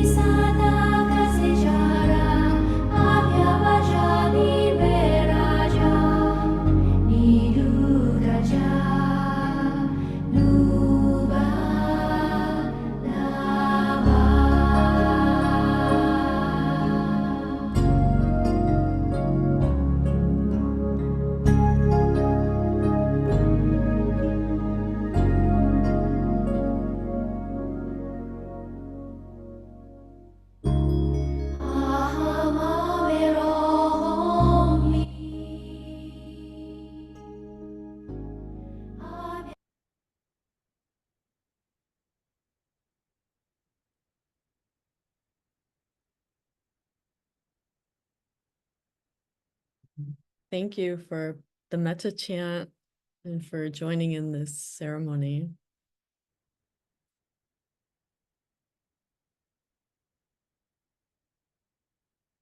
We are going to move into a discussion on the last factor of awakening, which is equanimity. And Ryan and I are going to share this topic. And I'm going to start by giving you some background. And I kind of laid the foundation here with the metta chant, but equanimity is the experience of transcending like and dislike. It's the cessation of craving for and craving not for. So at first, this can happen momentarily, and then for longer periods of time as you develop your equanimity to grow stronger. When equanimity gets well developed, the mind is perfectly stable, steady, and peaceful, and dwelling in this profound equanimity. The mind is completely undisturbed in this state. It's a great state of inner balance, even-mindedness, impartial state of mind. So open up to see the whole situation without reactivity that's gone away from the mind. So an example of this is a mountain. Now, the mountain represents our mind, and the mountain is left standing despite strong storms that happen. There's changing seasons. The mountain has to endure a lot. It experiences storms that knock over the trees. Things are getting damaged, but in the wake of that, afterward, the mountain is still left standing intact, unharmed, and strong and stable. That's like our mind. So the mountain goes through these intense rain, snow, freezing, thawing, very hot temperatures, very cold temperatures, and it's left standing strong and firm despite the weather conditions it had to endure. So this is a state of equanimity, is like a mountain. Our mind becomes resilient. And in this way, despite the stressors or storms taking place in life, we learn to experience this protective state of equanimity because the hindrances are suppressed at this point. They're at bay. and they're not taking over the mind. And that is why the mind is experienced as even-minded and neutral, non-judgmental. It's a virtue as well. This is the only one listed as a factor of awakening, and it's also listed as a virtue. It's one of the 4 immeasurables. It's very important. That's why it's listed twice. So you imagine your light image to eventually experience that light arising naturally at your center. If the nimitta arises, there's a round object arising in the mind, and with this technique, you place your mind at the center of the nimitta, you rest your mind at the center of the light sphere. And whether a nimitta arises or not, it doesn't matter. You don't have to have a nimitta arise to experience the factors of awakening and to experience deep equanimity. But if it does, that's the instruction we give you. And if it doesn't, you still can experience the whole field of your consciousness, and your mind can become fused with light and brightness, either just like that seeing light or that feeling of light and brightness. And this experience can expand, and you can go into jhana. So this light in your mind, or chitta, it's a purified consciousness, a purified mind, because the hindrances are temporarily inactive. So one thing I was going to share is back in 2007, I participated in a study for meditators at Yale University. My friend called me up and said, "Hey, Yale's doing a study. Why don't you go participate? It's looking at the brain changes in meditators versus non-meditators."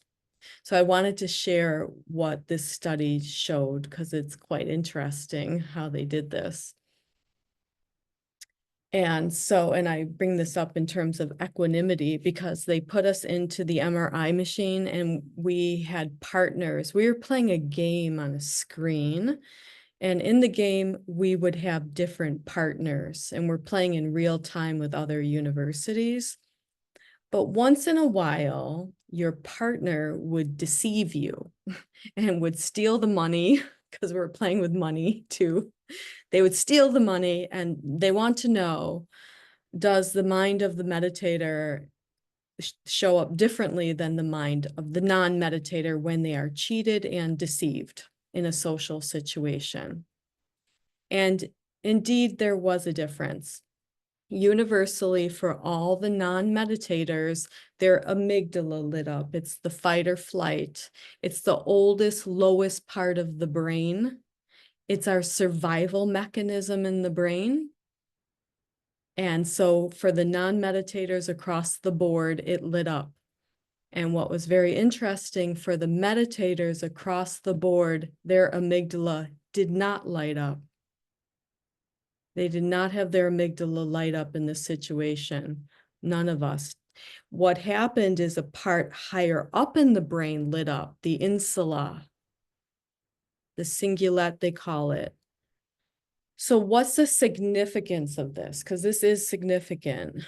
It shows the higher up in the brain is associated with less emotional reactivity.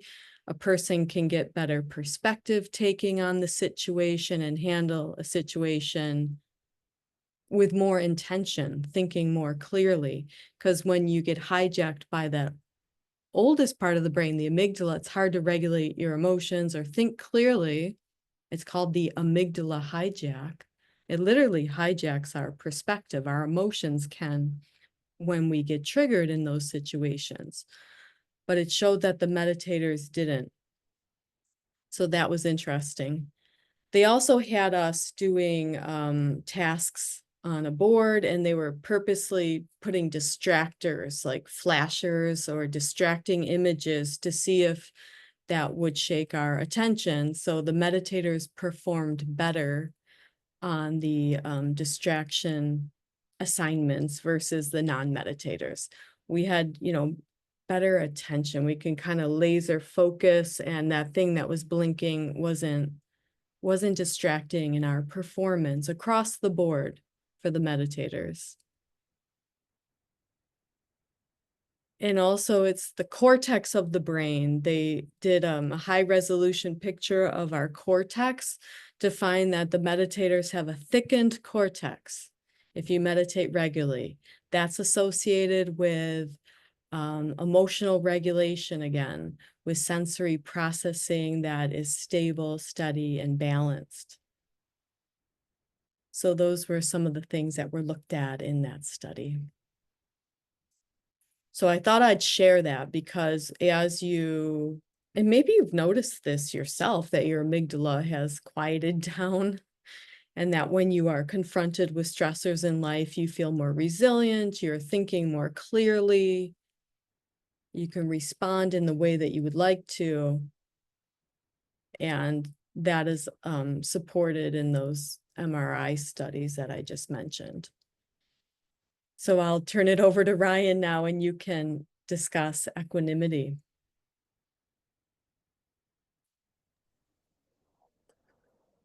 Thank you, Don. Equanimity is like Don mentioned, it's one of the four immeasurables, but it's also the seventh factor of awakening. In the context of being one of the four immeasurables, it is the fourth one. So the first, I believe, is loving kindness, and the second, sympathetic joy. The third is compassion, and that gives way to equanimity. So in many of the discourses, the meditator begins with radiating loving kindness in every direction, and then radiating sympathetic joy, and then radiating compassion, and then radiating equanimity. So equanimity in that regard is both a practice and a factor.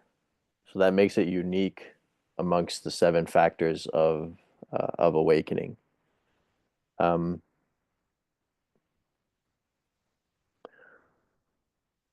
Equanimity is pure gold because it's finally at this point in the practice and in the unfolding of awakening that you become free from your concern and attachment to what happens. Generally speaking, in spirituality and in life, we have specific outcomes that we want or that we need, and a great deal of what we do is transactional. I mean, for most people, almost everything is transactional. You do this to get that, and in many cases, a lot of spiritual and religious work is still part of this transactional nature of being a human. So this concern with the outcome and this attachments that we have, these expectations, they're the source of doubt. They're the source of the unsteadiness of mind. If in meditation the hindrance doubt, or sorry, the restlessness hindrance is affecting your meditation, that's that's annoying, right? It's annoying to be over energized. If you're too sleepy to meditate, that could be a cause for frustration. But doubt is much more pernicious. I mean, of all the afflictions and of all the hindrances, the only one that generally the one that will make you leave a meditation retreat is doubt. Very few people are going to leave for restlessness or are going to leave for sensual desire, the desire for food. But doubt, when you start to doubt and have thoughts like, why did I even come here? This isn't getting me anywhere. I don't believe what this teacher is saying. It's those thoughts and those feelings that are sufficient enough to make people stop practicing, whereas the other ones are just temporary deterrents. But doubt is very strong. The panacea or the medicine for doubt is equanimity. It is equanimity is a perfect balance of mind. It's when all of the factors of awakening they coalesce into this um, perfect balance, like the surface of a still lake, or the surface of a still pond. You throw a rock in the pond, there's some waves, and then after some time, the waves cease, and it comes back to this still imperturbable state. That's equanimity. Equanimity is imperturbability. It doesn't matter what happens. There's no longer attachment to what happens. Attachment to what happens or attachment to experience is a grosser mental formation. It's a habit or a specific um, formation in the mind that would not be present in equanimity. You may pop out of equanimity and have some craving, but in equanimity, that would not be present. And that's how that perfect balance is there. The concern for the outcome is gone. A good example of equanimity is the moment before the meditator enters some kind of refined state. So the moment before access concentration gives way to absorption concentration, access unification gives way to absorption unification. There's this moment where it's starting to get really still. And then the mind, a thought goes like, am I about to enter jhana? Am I almost there? So that thought is a subtle craving. And with equanimity, you're able to just observe it arise, observe the craving arise, observe the craving pass. And it's similar for any refined any particular state of meditation where there's a clear demarcation point. For example, if you had that sensation of falling every time you're about to enter deep stillness, then the mind will begin to expect, like, oh, okay, it's getting close. That fall is about to happen, and then you find that you're like waiting for the fall. Why hasn't it happened yet? There's this subtle reaching that the mind is doing for that state, for that next step. It's equanimity that is the is what results is what is resultant when there's no longer concern for what happens next. You get to that edge, you see that edge enough times, and then it doesn't matter whether you're at the edge or over the edge. Your mind is perfectly balanced. Equanimity, if we were able to have high degrees of it, would reduce our amount of suffering dramatically, because like most of the suffering is based on, I want this, I'm not getting it, I don't have enough of this, I want that, I don't like this, I want to change it. And equanimity, the perfect balance of that particular factor. Even if you were to have those thoughts, even if those thoughts were there, the stories that spin out of those feelings would not occur. So the whole drama that the mind would go into about, the nature of your fundamental discontent, that would be much less accessible in high equanimity. So in the Visuddhimagga, in the 16 stages of insight, high equanimity is the stage right before path and fruition. So high equanimity is the stage right before realization of unbinding, realization of the insight knowledges. So what does that mean? It means when you've really let go, when it really doesn't matter anymore, when you've become released from attachment, the insight knowledges appear. Super knowledge is possible. It's like equanimity is that factor which you could really say you've transcended the world. You've transcended concern. You've transcended attachment. Even if it's temporary, that's how profound it can be. That's how perfect the balance is. Even if those things that usually snag you come up, even if those things that usually catch you so easily in your ordinary state of consciousness, in deep equanimity, they come up and they're like little ants. They don't move you at all because that equanimity is so strong. That equanimity is so deep. So before we conclude this part here, I want to read or screen share and then read parts of the Ahara Sutta with all of you. And so this is from the Samyutta Nikaya, so the connected discourses.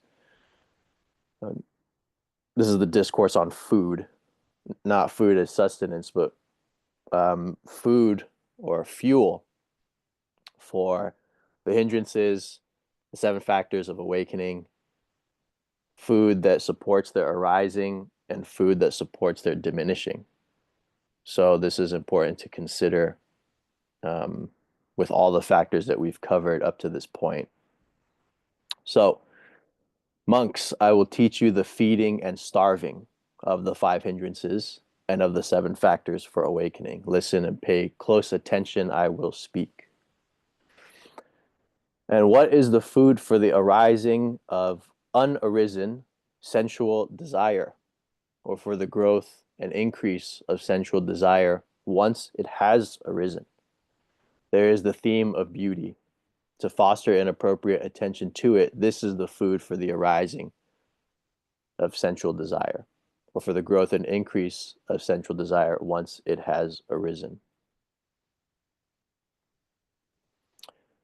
Another example, what is the food for the arising of ill will, or for the growth and increase of ill will once it has arisen? Ill will is irritation or anger. There is the theme of resistance. To foster inappropriate attention to it, this is the food for the arising of ill will, or for the growth and increase of ill will once it has arisen.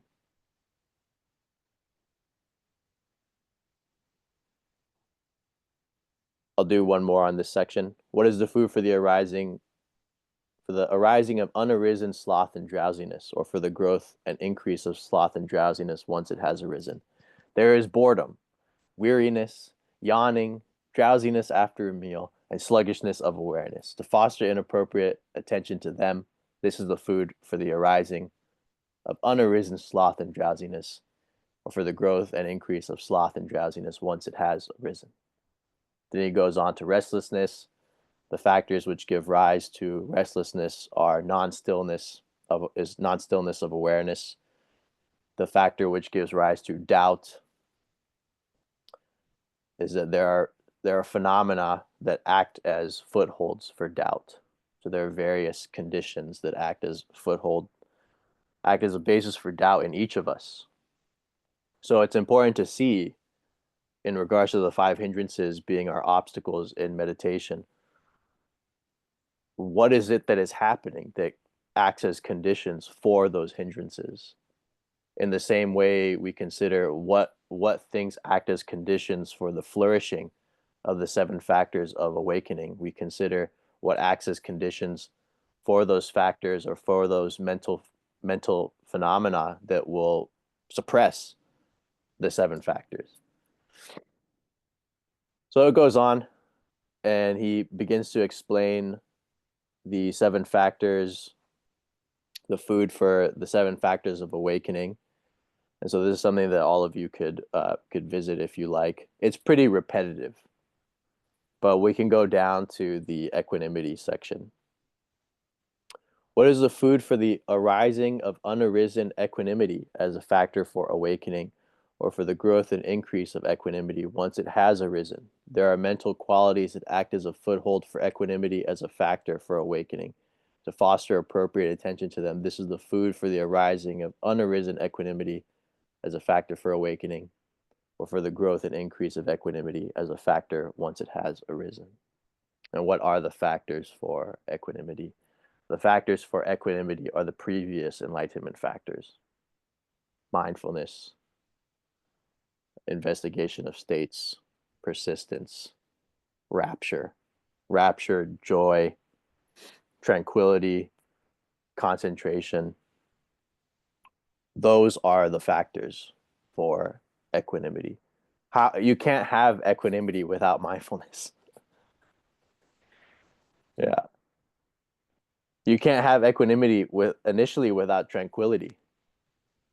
It takes that tranquility, it takes that stopping of the mind, it takes that stopping of mental formations to get to the point where you finally are unconcerned with what happens. You're finally not attached to what happens next.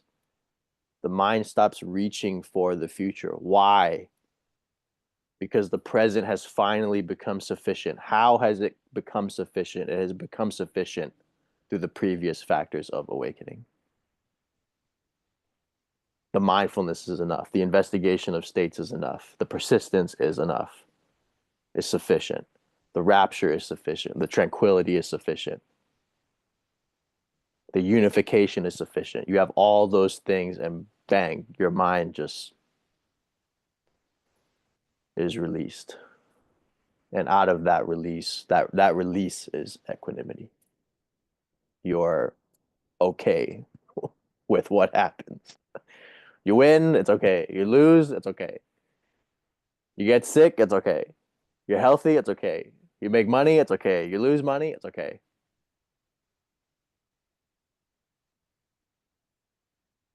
You actually come to the place of, yeah, it's all good, but in a very deep and visceral way. I mean, I'll give you an example of combination of strong equanimity and concentration. There's a famous nun from Burma. Geez, Dawn, do you know who I'm talking about? She's from this. No, I can't think of her name, no. Okay, she was a student of Mahasi Sayadaw, and when one day she was doing walking meditation, and her walking meditation, she was deep in body contemplation, and after some time, she had realized that a dog was biting her leg. So she didn't know initially that a dog was biting her leg.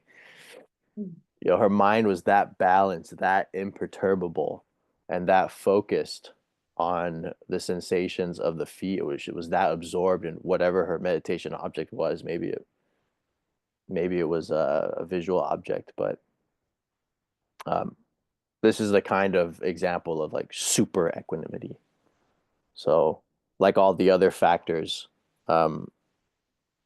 equanimity is a spectrum. There's degrees of it. So,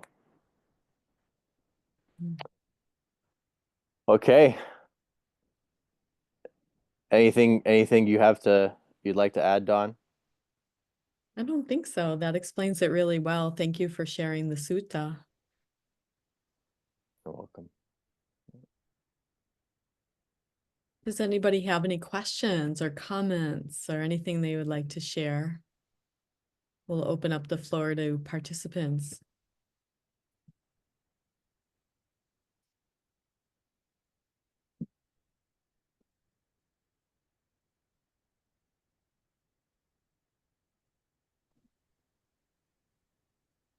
Can I ask a quick question, Don?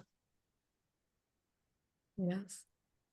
Yeah, so My mind got kind of muddled, turned into like sort of jello through the 2 hour meditations. I mean, I had to do walking after 45 minutes and then, break up the meditation sitting rather than sitting in the meditation posture, just sitting with my back.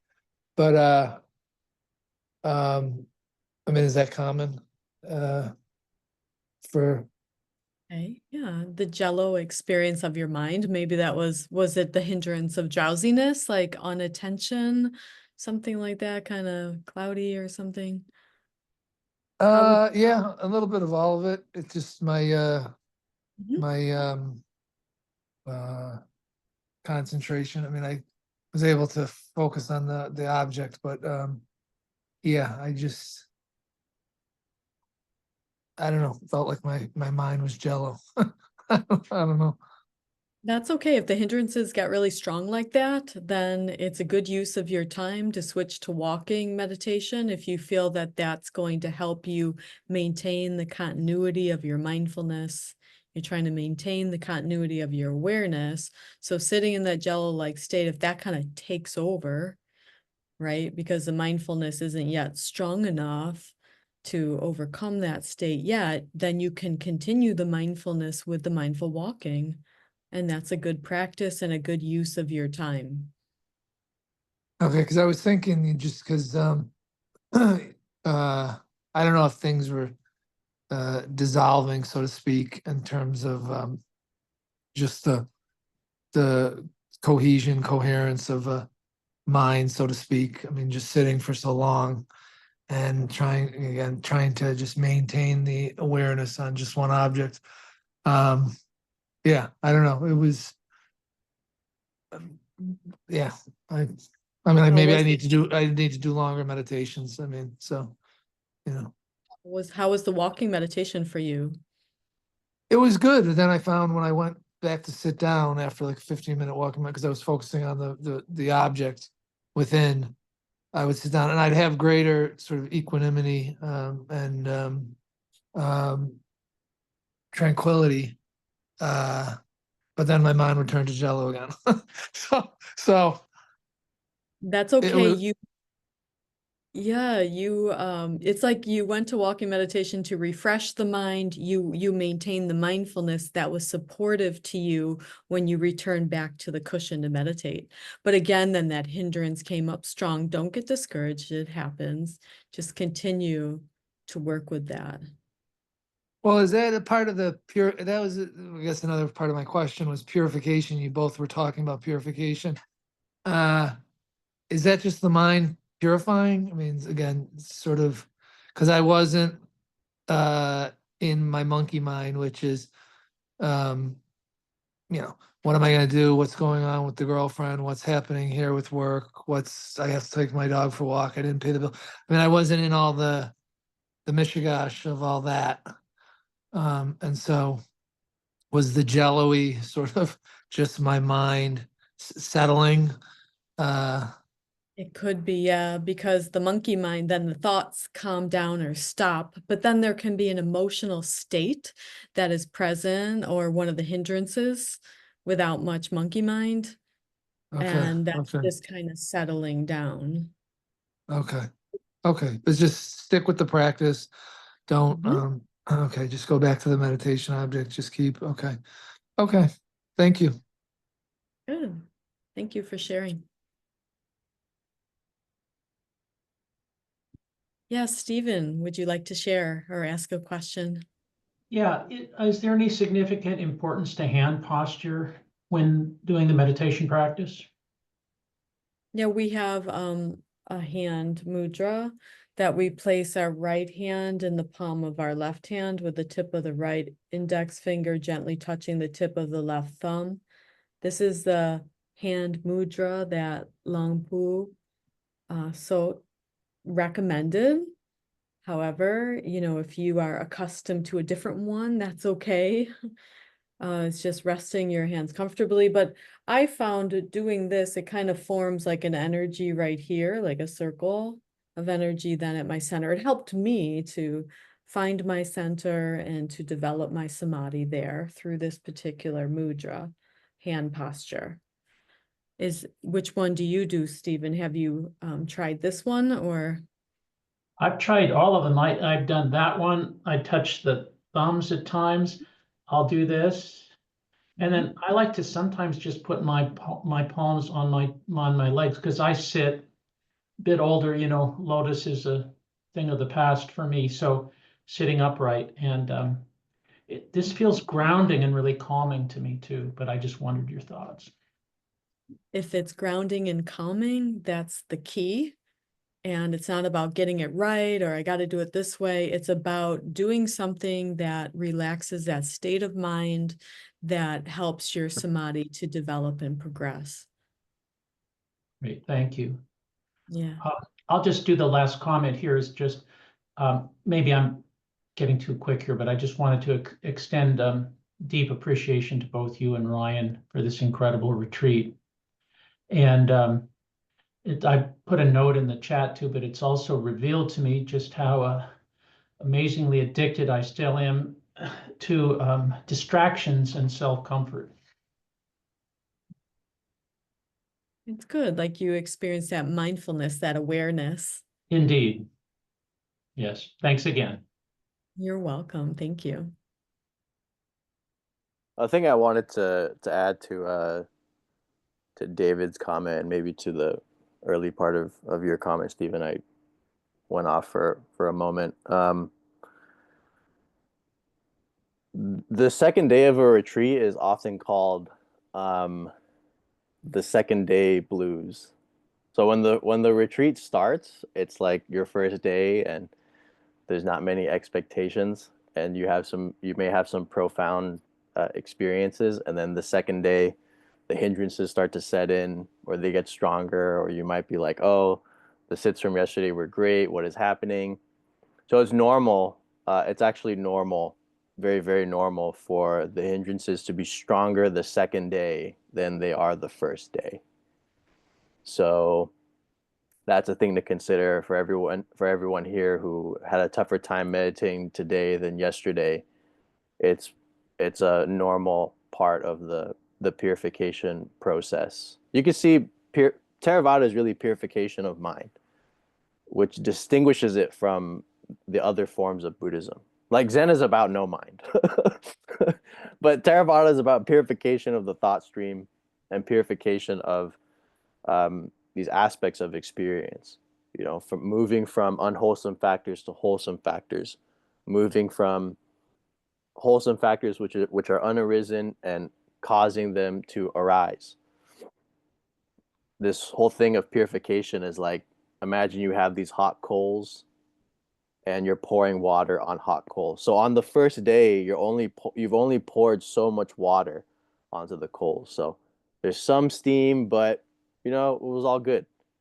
But by the second day, you poured quite a bit of water on the coals, and now the room is full of steam, and the hindrances can get stronger in that case. So usually on a long retreat, people do not get past the 5 hindrances until the 4th day.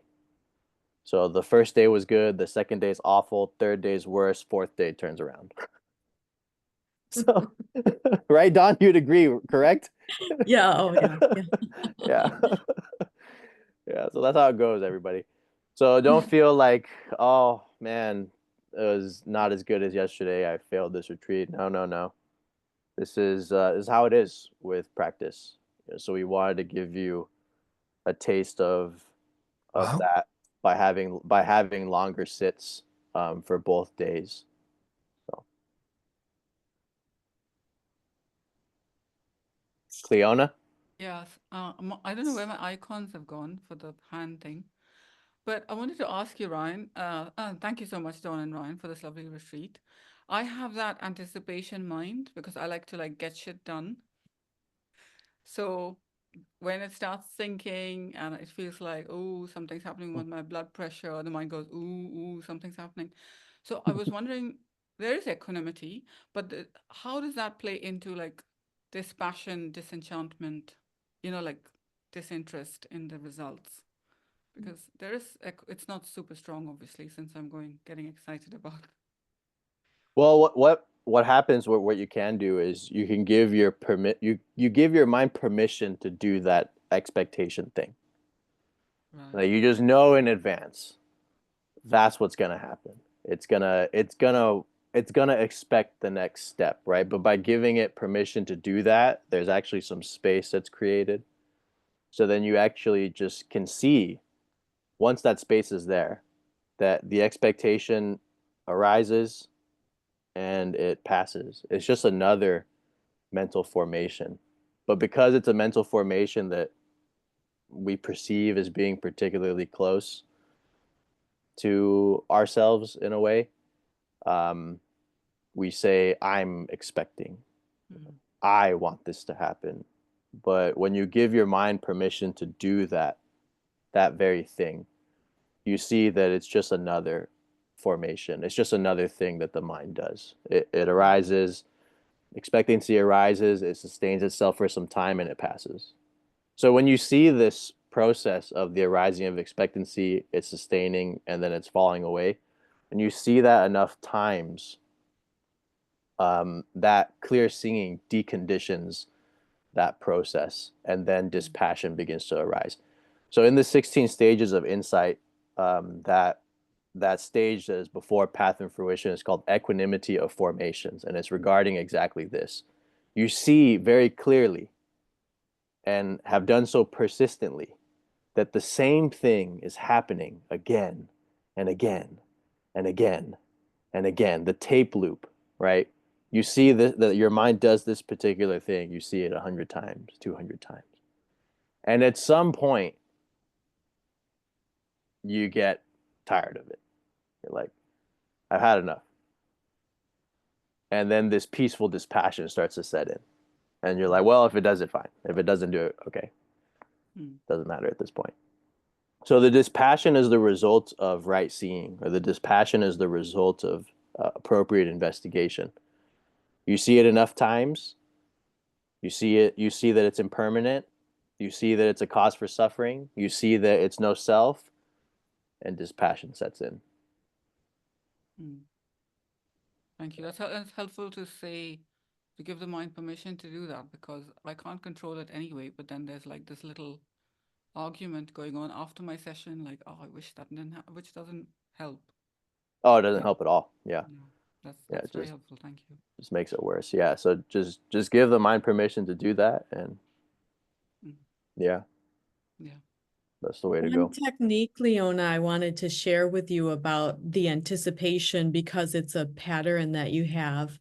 Rather than using the mantra Sama Arahang when it arises, you could practice labeling it. It's an old habit of mine. You could say to yourself, anticipation arising, repeat that to yourself and repeat it. Anticipation arising, anticipation arising, anticipation arising, anticipation staying, anticipation staying, anticipation staying, anticipation ceasing. So staying for a little while and ceasing. You're just labeling that. And by labeling that, you insert the gap between yourself and the old tape. And it helps you to be the knower of the experience and to diffuse from it. Because when you do diffuse from it, you will watch it's natural. It arises, stays for a little while, and goes.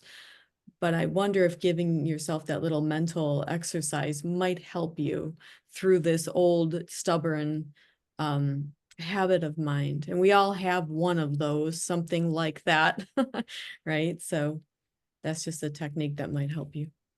Yeah, thank you.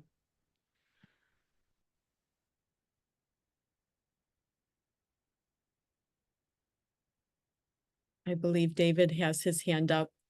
Yeah, I just make it really concrete. Last night with the girlfriend, ex-girlfriend, I'm not sure where we're at, but we kind of got into it. I saw the habit of mine, wanted to run away because typical loop story was popping off.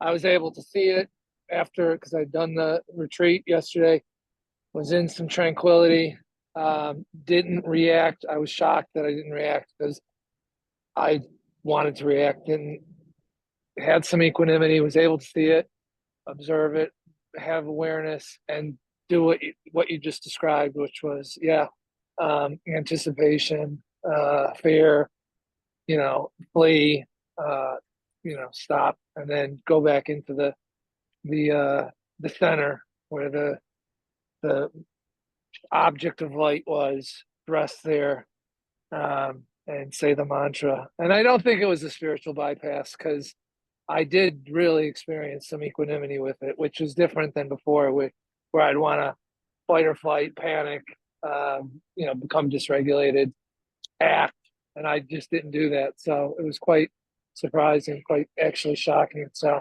yeah, it was great. I mean, I don't know what happened. It seemed like magic for me after 20 years of analysis, to get to a point where, yeah, I don't know, it was magic. So thank you.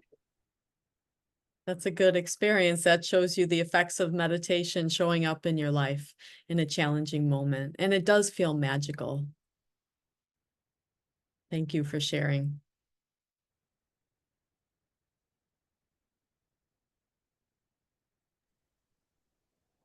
Anyone else with questions or any comment or feedback?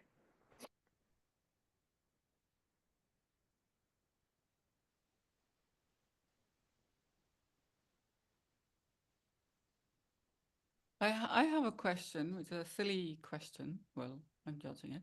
Like, why meditate after awakening?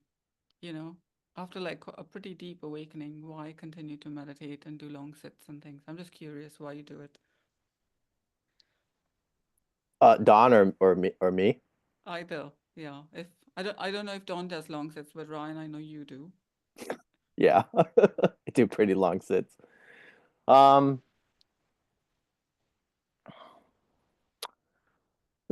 guess there's a couple different ways I could answer this question. Like from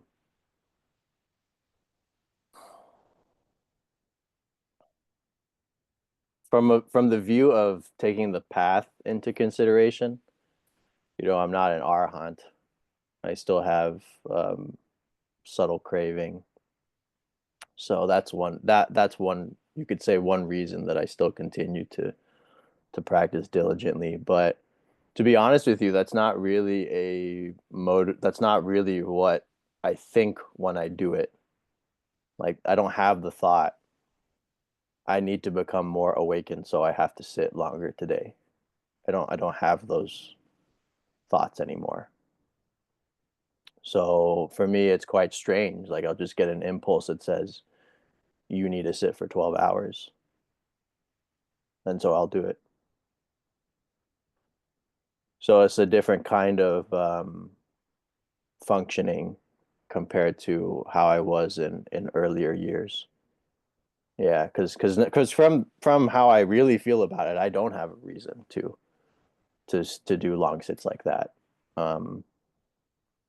If I had if I had really, really strong motivation, that would be sufficient reasons. But this whole how it's approached now is like, I just do what's intuitive or what I feel called to do, and that's not necessarily strongly motivated. There's not a lot of fire behind that, like there was when I was meditating when I was 18. Sometimes I've thought, if I could just have the kind of like equanimity that I have now with the obsessive persistence that I had in the beginning, oh, it would be fantastic. Maybe I'd be able to sit for 3 days without sleeping. But it's not accessible. So but the other reason too, I'd say, is this is what I love to do. It's like, when I meditate, it's not necessarily for any feelings or to enter any specific states, but that it's a kind of higher love, a higher purpose in a way. So yeah, it's the same way with teaching and everything else that I do. Like, I don't do it because there's this compulsion like there was before that I needed to. I do it 95% for all of you. So 'cause otherwise I'd just retire into an RV in the desert and no one would ever see me again. So yeah. Thank you.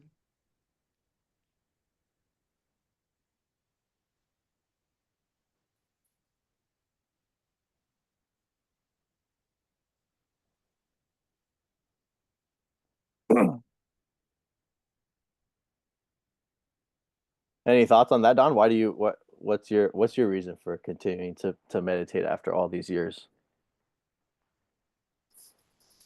In our tradition, actually, I'll just comment on the teaching aspect of it. We look at being a teacher of meditation as we are continuing to train ourselves. So we're always continuing to train ourselves and to dwell in that higher being or higher experience, as Ryan says. And it gets to a point where you don't not want to do it. You're drawn to it. It's where you want to be. And then, you're still training yourself. And then when you're teaching, when you get to that point, you may feel a draw toward teaching.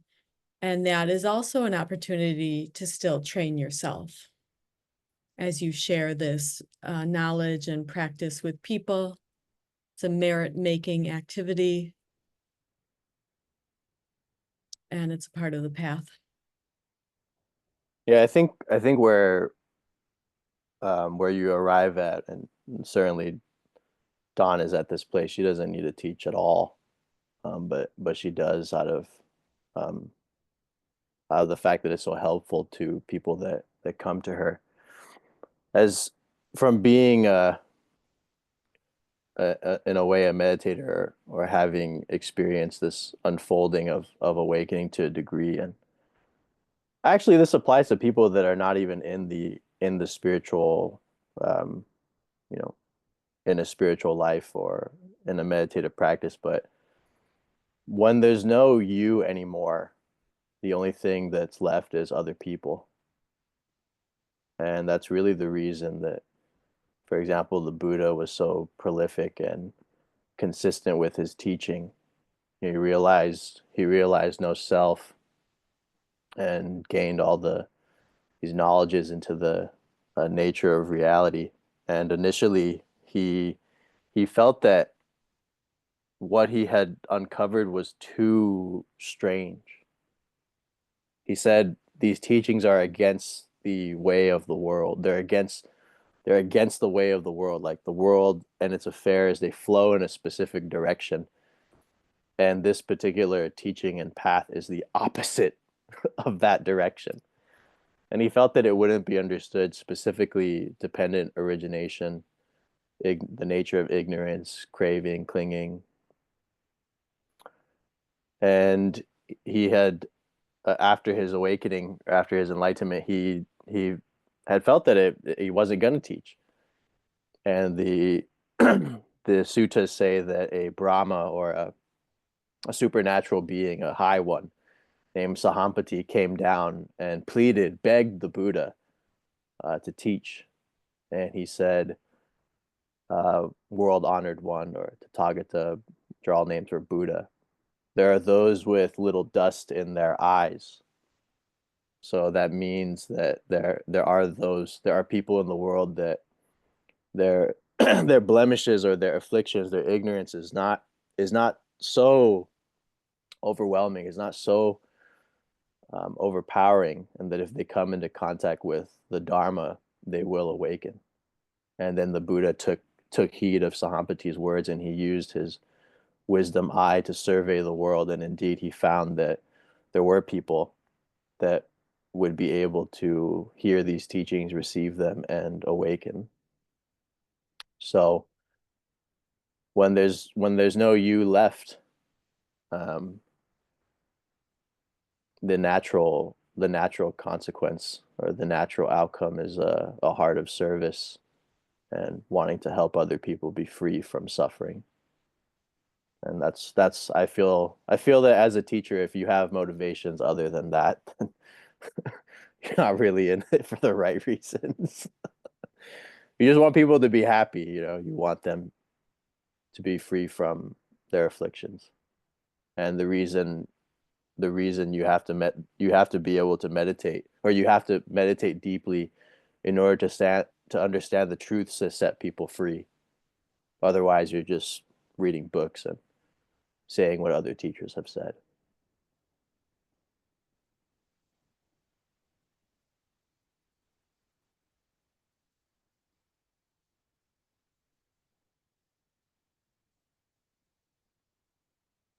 Okay, so what everyone say, we've arrived at the cessation of this of this 2-day retreat.